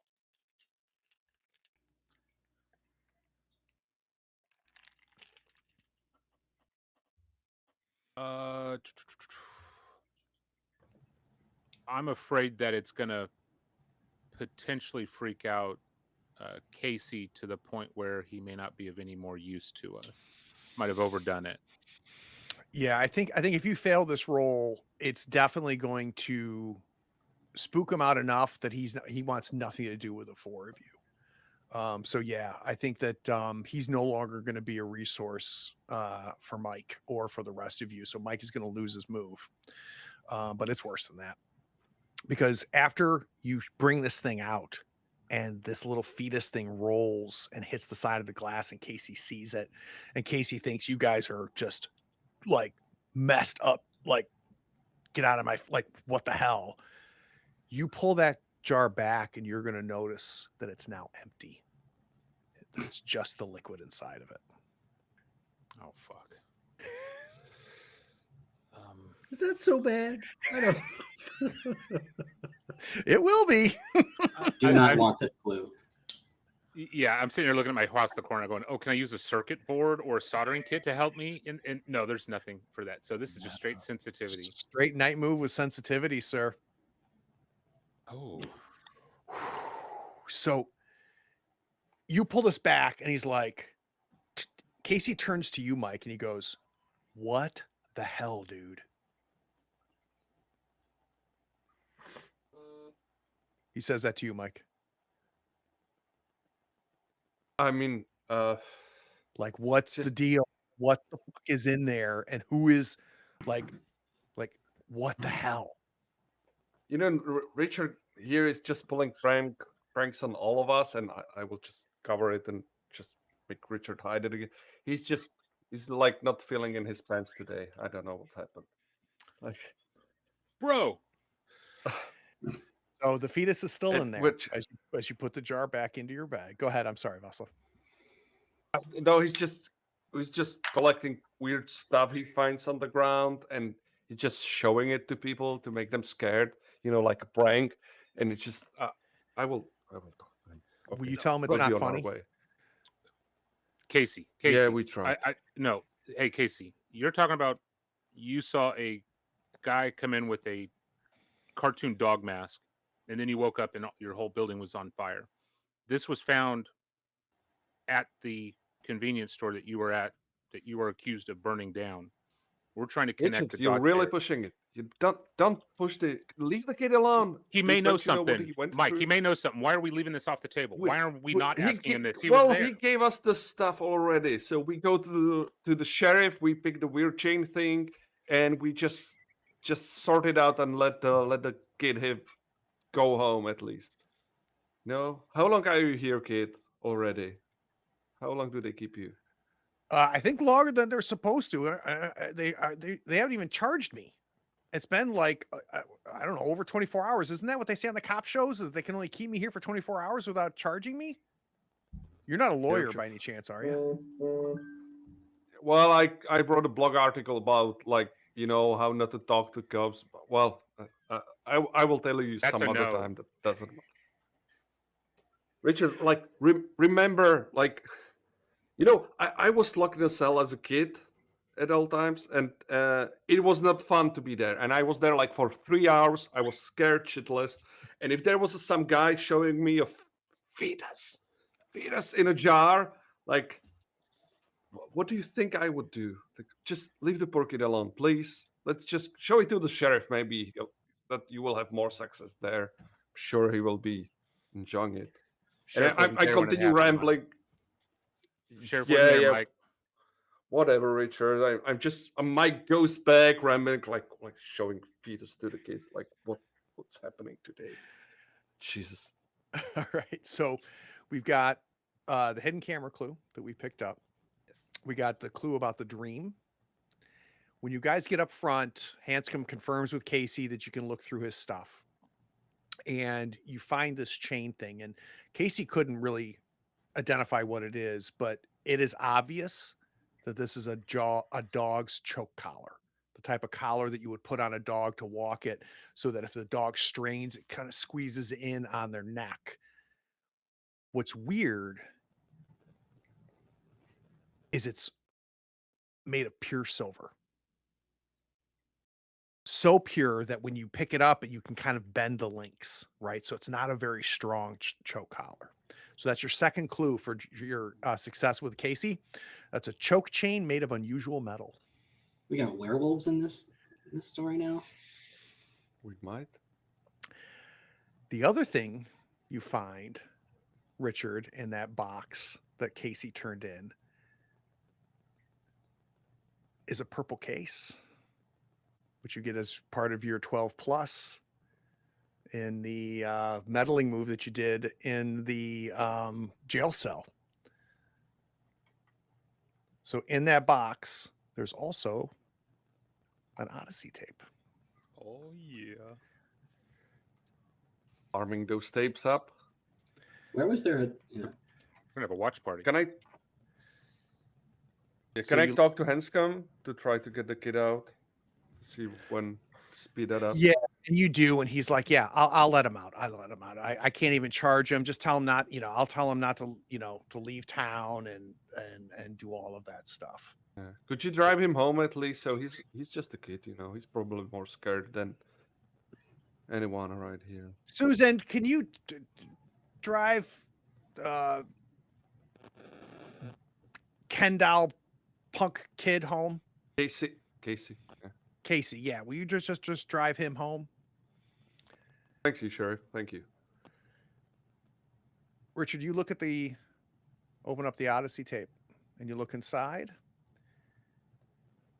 and written in red marker is Officer Barker teaches a lesson. I don't like that.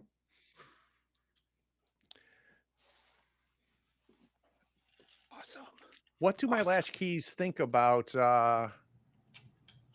going home and watching a tape? I just want to ask Sheriff Hanscom about this badge quick. Oh. So he looks at it, right? And says, yeah, it's a sheriff's badge, but... Specifically a sheriff's badge, not like a deputy or... No, from the sheriff's office. It's a deputy's badge, right? It's not my badge, but... Well, yeah. Like, what is... And he picks up this, like the liquid that's kind of like baked into the things, and he goes, What? oh, what the hell is that? Why would that be your impulse? It's not that weird. Where did you find this? I found it outside of the Marsh house. Or I didn't find it. Cody found it. Well, I can tell you it's at smelled least it, which is bad enough. it's at least 10, 15 years old, man, because this Okay. style, you look at his badge and you realize it's Yeah. a different style. He goes, we haven't used these badges in forever. Like, this is long before I was even sheriff or even working in the office. So I don't know what the hell it is. Maybe it's a fake or something. I don't know. And he hands it back. This could be 23 years old, maybe. Yeah, I do say guess that. so. That's oddly specific, but yeah, I guess it could be 23 years old. Okay. Or 20 to 25 years. Yeah, I jot down exactly 23 years old. All right, thanks, Sheriff. Well, if we find out anything useful to, who actually did burn down the place down. Sounds good. You're a good dude. He winks at you. Oh. Okay. So we cut back to the house on Rodebecker Street. Of course, we make dinner. And just sitting on top of the TV are 2 purple cases. Night falls. We've got one called Neighborly Living, episode 22. We've got another one called Officer Barker Teaches You a Lesson. I mean, one of them seems pretty relevant. I don't we know do if nostalgic moves before we dive into Odyssey We tapes? can definitely do that. What are we doing here? I think Richard needs to have a heart-to-heart and open up with Mike based on what happened with good old Casey. And so I'm going to try to pursue Mike and get him alone and just, or with Mike and say, Mike, I'm sorry what happened with Casey. I was trying to find something. I got my motivation wrong, and it was clear something else was going on. And I want you to know I recognize that, and I'll back off next time. I'm sorry about that. Yeah. Okay. I appreciate it, Richard.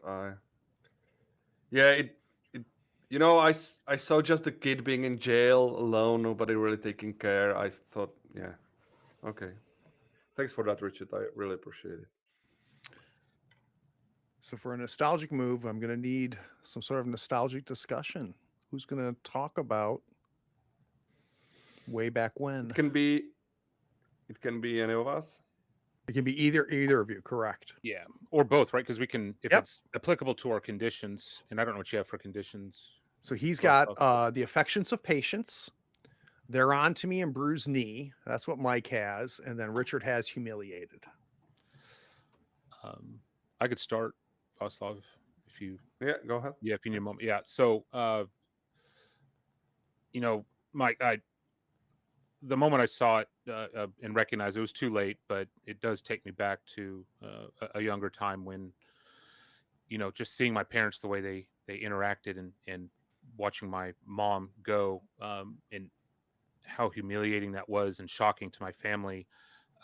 It just really, I should have known better. And that's just not about me. You know, I've gone through this before. I should have been able to put myself in that spot before, and I didn't. And that's my bad. And I want you to know that, you know, I do apologize. Yeah, it's. You know, I remembered when the kid was alone there, when we were the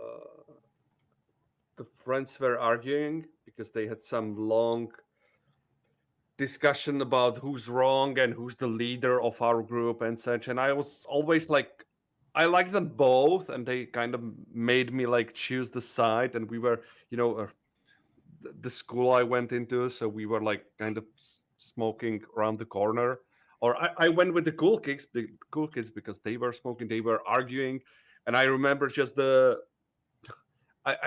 just went with them. I had just these candy cigarettes, pretending I'm with them smoking right there. But when they were arguing, they wanted me to choose, and then they stood there in silence, just smoking the cigars, and I was with them there, but it really felt I was so alone there with them, and there was nobody like who could help me sort out the situation. That's like moments like these when I see the kid that, like, you know, the policemen are asking the questions, and then I kind of felt silly, like also interrogating him a little bit. But then I was like, okay, at least maybe we can get the kid home. Well, the jar with the thing brought it over the top too much. So for me, it's, you know, I don't want the kids to feel alone, cornered, even though it's, you know, he seemed like he had no one else to help him out there. That's basically it. So Mike, I've cleared they're on to me from you, and I've cleared humiliated from Richard. Richard goes in for a hug. I'm just saying, he's a hugger. He's going in for a hug. Yeah. Whether We it's hug it out. reciprocated. Okay, cool. Is Cody in the common area? Ideally, I'm actually in front of the TV flipping through the channels while everyone's. All right, I'm gonna plop down next to him with like a baggie of my flying saucer lollipops. I take one out and pop it in, and I'm holding the bag out. Don't mind if I do. I grab one. Do you have these when you were a kid? Yeah, the orange ones are my favorite.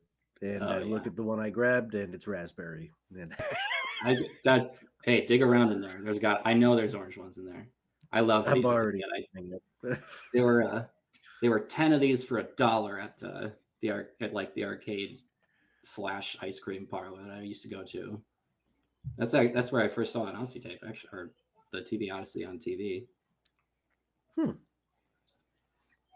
funny. These aren't very good. I'm just... No, they're not.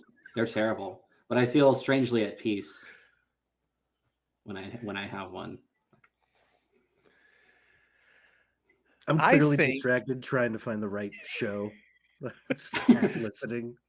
So let's go ahead and clear Terrified off of Cody. I think this is relaxing and kind of takes your mind off of anything. And then from Gerard, I'm going to clear off Irrational.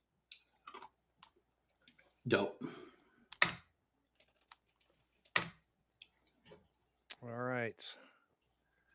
So at dusk, we've done some nostalgia moves. Are we going to watch a tape?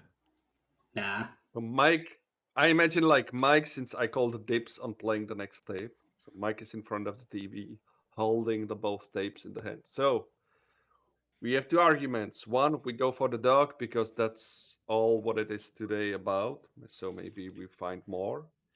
Or I don't like to see more of the dog stuff, and maybe we go with the Happy Neighbors cassette or whatever is the name.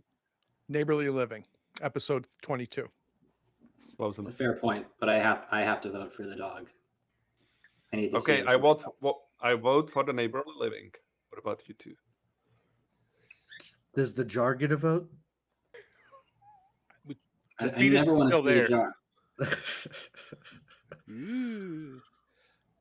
jar. Richard's voting for Barker for sure. Cody? Cody doesn't vote. He's still looking for the syndicated Tales from the Crypt to be on. Okay. He's actually ambivalent towards the Odyssey tapes.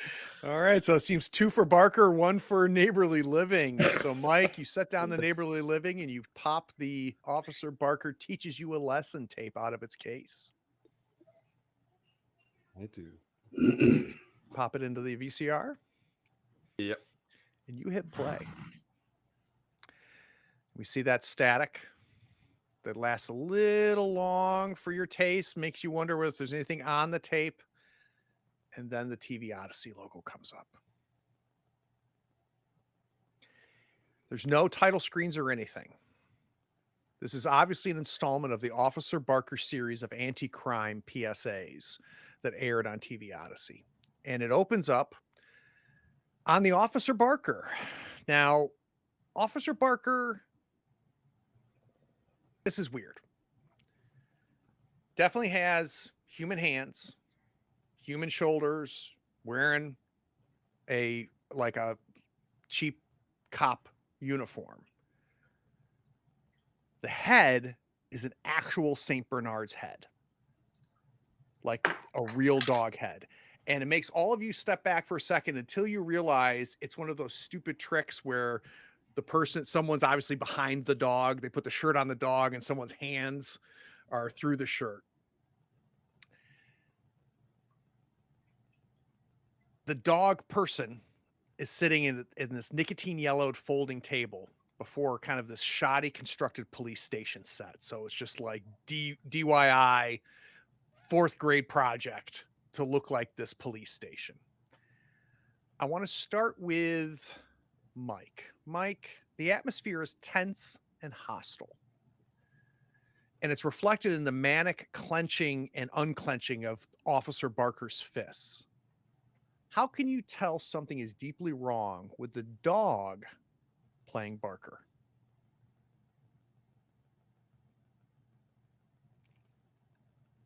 So basically the imposed head through the shirt, right? Right. So the actual dog that's sitting in this chair, you can tell that the person behind him is tense because you can see his fists going like this, What do you notice about the dog that tells you there's something deeply wrong with the dog?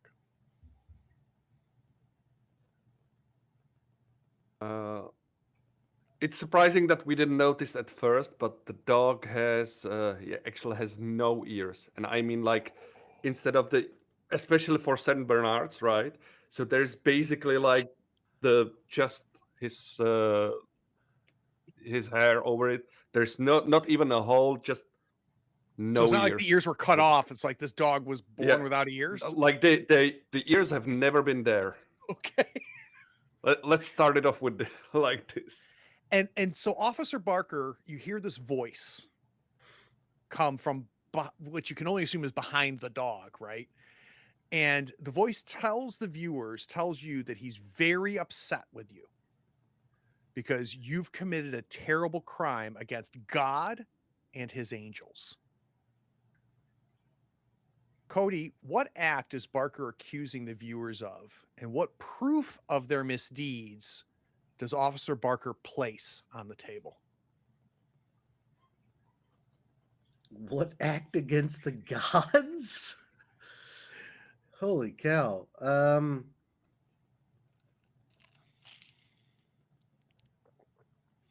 So this is very much like don't take a bite at a crime sort of thing, right? That's what we're In seeing theory, here. though, I think it's already gone a little sideways. Right. But yes, Okay. it's Sure. definitely kind of a PSA. But he is mad, right? The voice and the hands, they're hitting the table, and they're mad, and they're accusing the people watching of committing a crime against God and his angels. And he slaps something down on the table as proof that those of you watching have defied God and his angels. I'm going to go very dog oriented. It's an empty dog bowl that is just rusted. Clearly has not been filled in a long time. And maybe you can actually start to notice at the same time that the St. Bernard head is also kind of thin and emaciated. And this dog man is angry because you haven't fed him. So he's mad because you have not been feeding Officer Barker.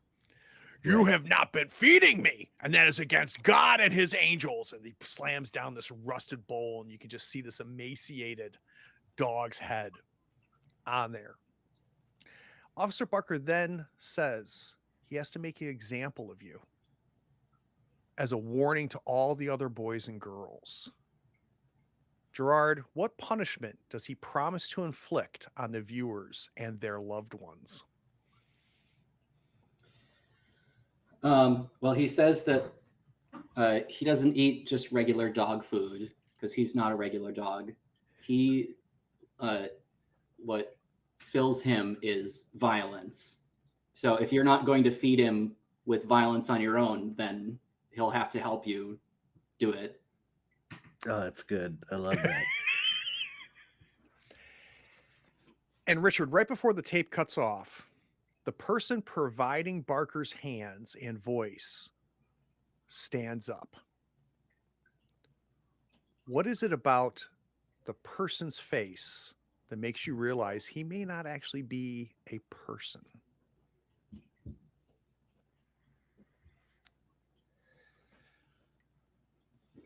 So the glimpse that you see of him looks like a heavily burned human of some kind, and it's skin and bones, but it's got this like scar tissue look throughout on the brief bit of what you can see. And in the background, you can see this red little kerosene bucket with a rag sticking out the side and a silver Zippo lighter just sitting in the back table as he kind of gets up and exposes that part of the scene. Amazing. We're going to go to credits. We'll be right back. I wanted to do the same thing.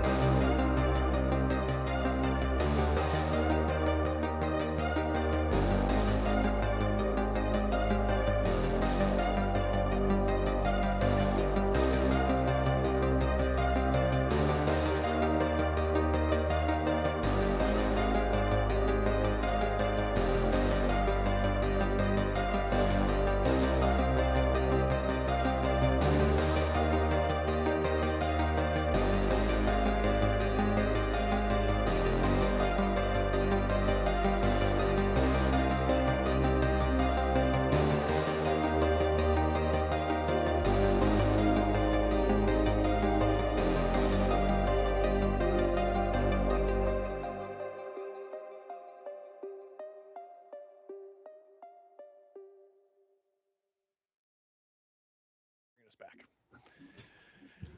So during the credits, we had kind of a little brief conversation. I kind of want to bring it back. And, one of the things that I was saying is just so cool because what you guys saw, Nick doing, we've seen DZ do, we've seen all four of them doing it is taking the new move that they have, right, that allows them to hear the signal. And the idea is to try to bring Odyssey tapes into reality and put reality into Odyssey tapes, which when you think about it from a mechanic standpoint, the game is encouraging them to kind of breach this gap.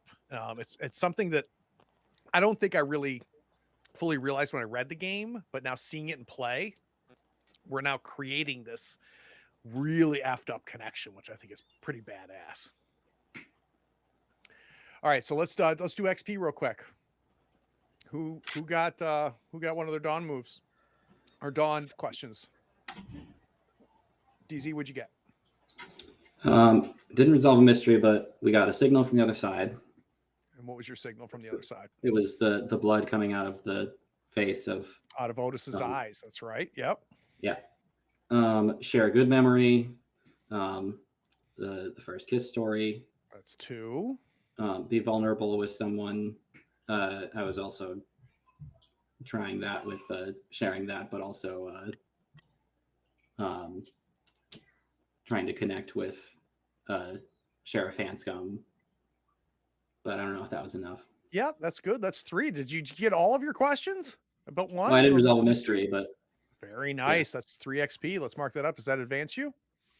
No, I advanced last time. Oh, okay. Anybody else hit a Dawn question? Go for it. So, signal from the other side, the kerosene and the at the end of the Odyssey end of the Odyssey tape. Very nice. Yeah, being vulnerable with someone between the discussion with Mike and opening up about his family and his past is kind of being vulnerable there. Darn. And then reconnecting with Deep Lake was my last one, and I tied that in with the Pac-Man and the King of the Arcade while trying to get clues. So. Love it. That's 3 for you as well. Yep. Cody, did you get any, Kyle? No. I'm playing by the flow of it, and I'm looking at those as a secondary. I need to play the other way around. We're going to pivot next time. All right. How about you, Vaslav? Did you get any?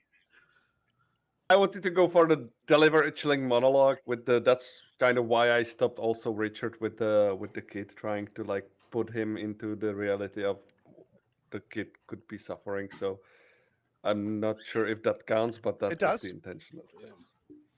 Okay. And the other, I had to share a good memory. I had no good memories. this time. All right. Who turned a key? I did turn a key, but it was the key of desolation first. So I also, for next game, I have the signal, receiving the signal from the other side. Excellent. Question. Nice. Very nice. Any other keys? I did. Okay. What'd you turn, Daisy? A flashback showing how you were an outside among your school peers. Okay.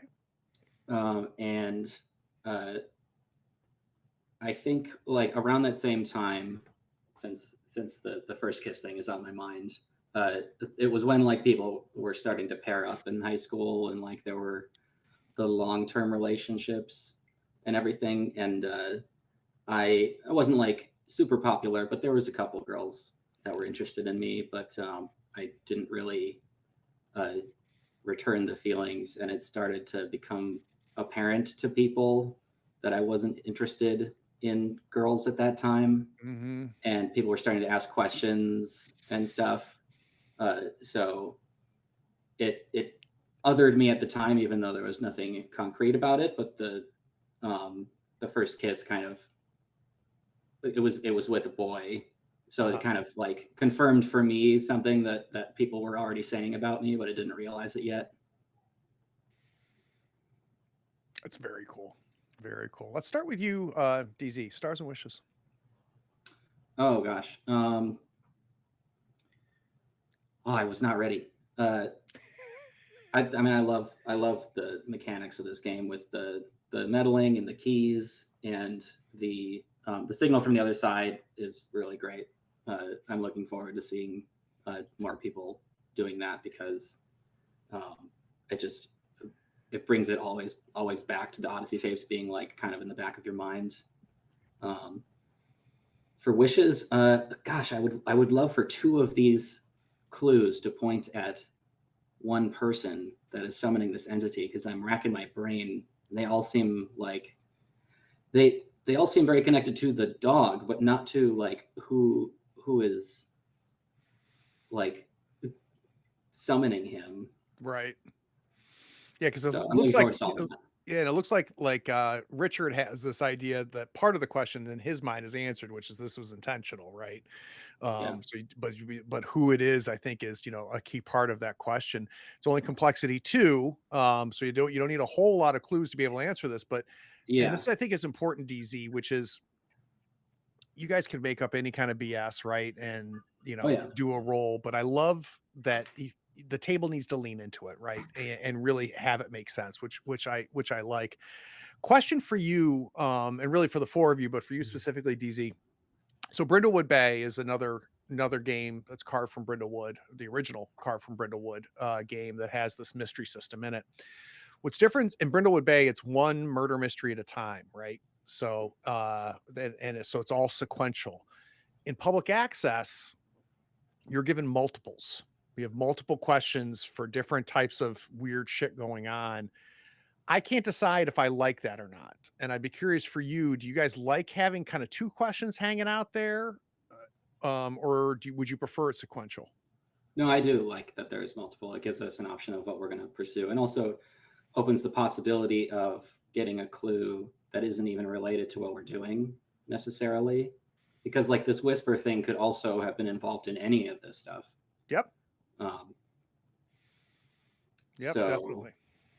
I mean, frankly, the whisper and Barker could be tied together directly because apparently what is in the Odyssey tape, which is I'm going to make you commit violence, like that sounds an awful lot like what the whisper is apparently doing. So I'm not even convinced that Barker isn't like a part of that. And we can make that so, right? If we can piece that together, we could definitely tie those 2 together. All right, Václav, stars and wishes. Stars. I liked how Nick connected a lot of the things that were happening to his story. I think it was multiple things like the jar, like with the arcade, like in the prison, even with the nostalgic move. I feel like it was like, let's see the backstory of Richard, this game, and I think Nick did that really well. And I liked how natural it felt in this system. That's the best part of it. I didn't feel it was enforced that Nick wanted those XP. He wanted those XPs probably, but I believe that like even if there was not this incentive to do those, it was that this would be just hints like you should keep doing this. I believe that Nick would still do them because how the story unfolds and how we get insight for his character. If you remember at the very beginning when we started playing, I made a promise to you is that slowly we're going to reveal the traumatic childhood that all 4 of you have. And mechanically that has been enforced, and we're starting to see just how crazy and traumatic each of your childhoods were, and it's being emerged out of the game, which I just think is kind of something special. And to your point, Václav, it feels very, very natural, which I love. But that gets into me saying, the system should support the type of play, and the type of play that's being supported here is mechanically sound, which I think is pretty badass. What are you wishing for? We're playing next week, a week from today. What are you wishing for in the next episode or 2? I'm wishing for to have this Ghostbuster scene, like the scary scene that something is happening, like when we were in the cellar previously. So to have one of those in the next game.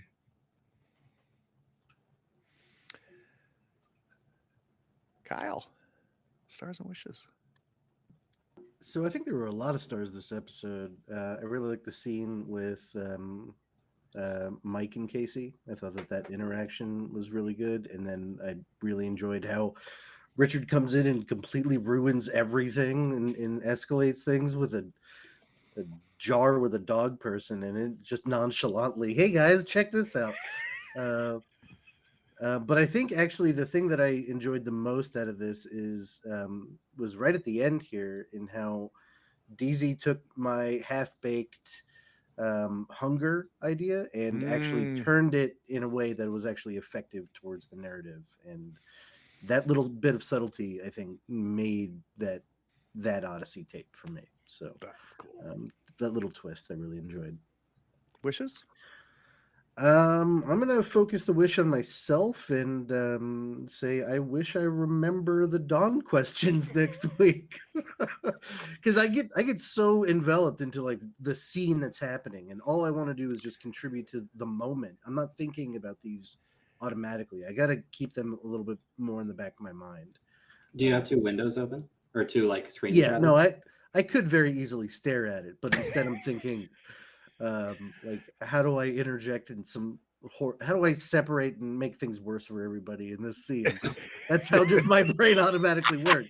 Well, pick questions that encourage you to do that. Right. No, I know. Yeah. I'll So- get there. I'm just having fun. Yeah. So Kyle, there's getting lost in the play as almost like a spectator is something, Nick, I know you have struggled with before. You've talked to me about that before, where like you forget you're playing because you're so interested in what everybody else is doing. But that hasn't happened to you in a long time, Nick. Like I've seen your play change. Any tips for Kyle not to get lost as a spectator and stay a player? I'm a dummy for learning the hard way, and I just consistently do it until I kick myself in the ass enough times to where now I'm remembering, and I'm constantly looking at those Dawn questions, going, how can I and I've learned that's now my routine while I'm listening, is just paying more attention to it. But it took me not feeling like I missed out, but feeling like, oh crap, I could have contributed more by being more active as opposed to just loving the scene and watching it, and I've just slowly learned to start interjecting and put myself out there, and it just makes We for can a fun help time. too. Like I bringing Cody into like a scene here or there, which I tried to do with at the convenience store. And Craig's usually pretty good about like switching back to people who haven't been as active for a while. But I also think it's okay for some characters to take a backseat. Like for me, it's just being in the moment of the scene, and just experiencing that with everybody and just letting that organically fly and not thinking about, okay, well, I've also got this question that I'm trying to, wrap into a situation or scene like that. Instead, I'm just thinking about the scene itself, and I'm just going to start thinking a little bit bigger from here on out. And I think Kyle, both is great, but if I had to choose one, you're picking the right one. Right. I would much rather have you, as engrossed as you are, and have Cody, have you be in Cody as we're playing, by all means. That's what I wanted to mention, because the questions are really not mandatory. I don't think you need to level up in this game, right? You don't need +1 for damage with two-handed swords, right? Exactly. That's not. Yeah, I'm sure the moments will come, and it'll probably feel natural when it happens. I'm not forcing anything, so. Stars and wishes, Nick. So I couldn't decide between two, so I'm just going to say them both. I love the tension between Richard and Mike, and Voslav did such a good job of playing the and I learned this from Robert, right, on the Star Wars, about this inter-party tension can be uncomfortable and weird sometimes, but it's super exciting and fun and makes things really interesting for the story.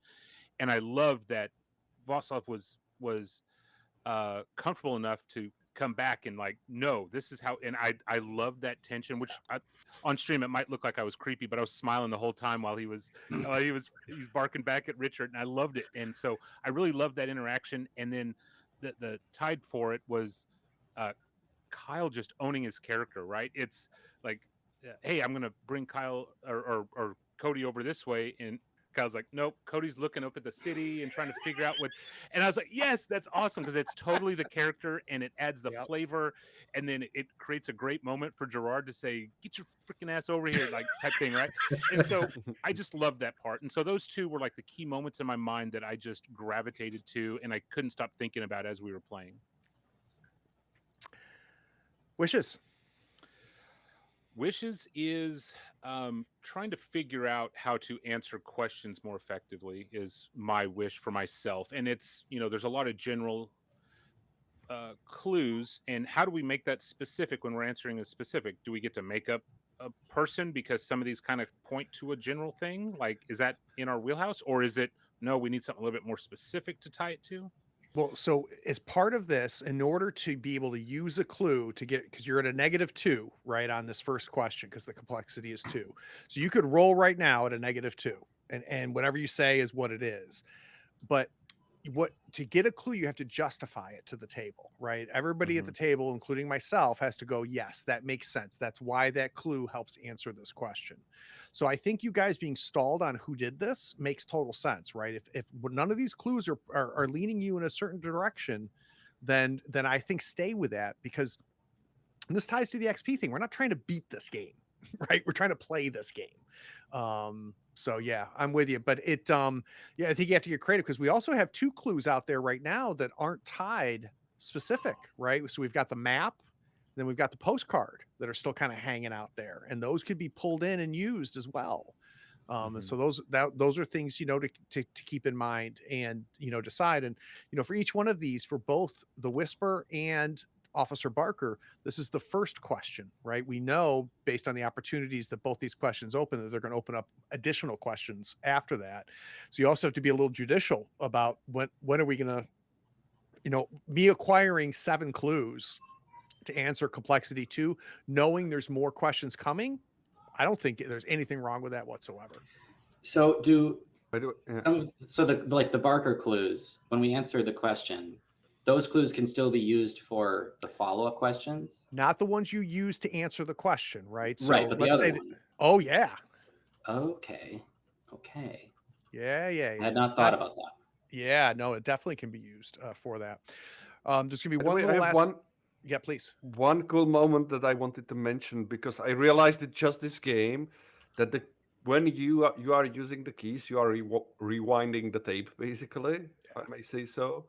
And we are basically, or at least that's what I think, we are doing for the cool factor, because you already described the scene how it goes bad, and I love it. It's like, because we don't want these things to happen, and it paints the picture in your head. No, I'm using a key, and then like nothing happens. And I realized it just now that we are actually going through the scene, and you always stop the people, and well, this is happening. Now you can turn it. Yeah. That's cool. And they do that in Brindlewood Bay too. Like when you put on a crown in Brindlewood Bay, it's the same thing, where I'm going to tell you how it plays out. Then you put on the crown. It's not just put on the crown or just turn the key. And again, that's one of those things that I read and I was just like, why? What's the purpose of that? Why go down this path that doesn't end up being real? But I think it adds to the feeling, right? And it makes it more significant that the crown was put on in Brindlewood Bay or the key was turned in public access. So I'm completely with you. A couple plugs before I do my end credit scene. One, 2 nights from now, Monday night, we are premiering Shiver, a horror Shiver game with an original scenario that I wrote. It is going to be summer camp, 90s slasher. The characters are 4 juvenile delinquents that are tasked to clean up and basically refurbish this old summer camp in the middle of nowhere woods. Everything's going to be fine. I'm super excited about it. I think the system is amazing. The table, Nick is one of the players. Wait till you see the other 3 players. It's an all-stars plus a new person to the channel. 8:00 Eastern. If you want to watch it live, it's going to be great, but obviously you can watch it later. We're going to do this again next weekend. So next Saturday, keep an eye on the schedule, follow on all the socials, but I want to do an after credit scene. And I think what I'm going to do is do this using our TV in the middle of the desert, that unplugged TV. So I want to take us back to us seeing that TV on the cart that's used at schools when they take the TV and the VCR from classroom to classroom. The big man's not there, but I do want us to see the TV turn on. And it shows a prom occurring. And the little topography shows up at the bottom, a little caption shows up at the bottom. It says 1986. So this is 10 years before the kids jumped off the top of the high school. This is La Fresca Senior High School again. And the prom ended abruptly when a fire broke out mid-dance in the gymnasium. We discover in this news report that's broadcasting that over 100 students and teachers lost their lives. Curiously, not all the victims died of burns and smoke inhalation. Several died from blunt force trauma, 2 from wounds that suggested an animal attack, and one of the students was actually decapitated. And though the players are seeing this news report from 1986, I want all my latchkeys to remember when this happened, when this huge fire tragedy happened at La Fresca Senior High in Deep Lake. See everybody Monday night. Take care, all.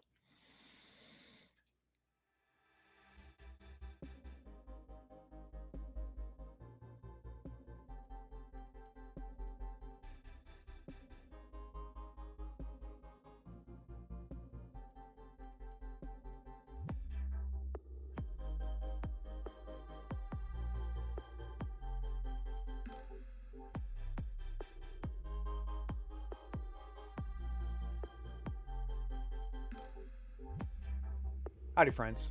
Thank you for watching. All our content is archived and organized in playlists on the Third Floor Wars YouTube channel. Check it out. And if you could like, follow, subscribe, and even set your notifications to this channel on YouTube and Twitch, we'd appreciate it, and it'll make sure that you catch all of our content. I talk with creators, designers, and experts across the gaming landscape in every episode of our podcast, Tabletop Talk. Open up your favorite podcatcher and search for Tabletop Talk from Third Floor Wars. Support your creators. They make the content you love, and it's your support that makes it happen. If you want to help us, go to Third Floor Wars on patreon.com, and you can help us for as little as $1 a month. Thanks again. We'll see you next time. Take care.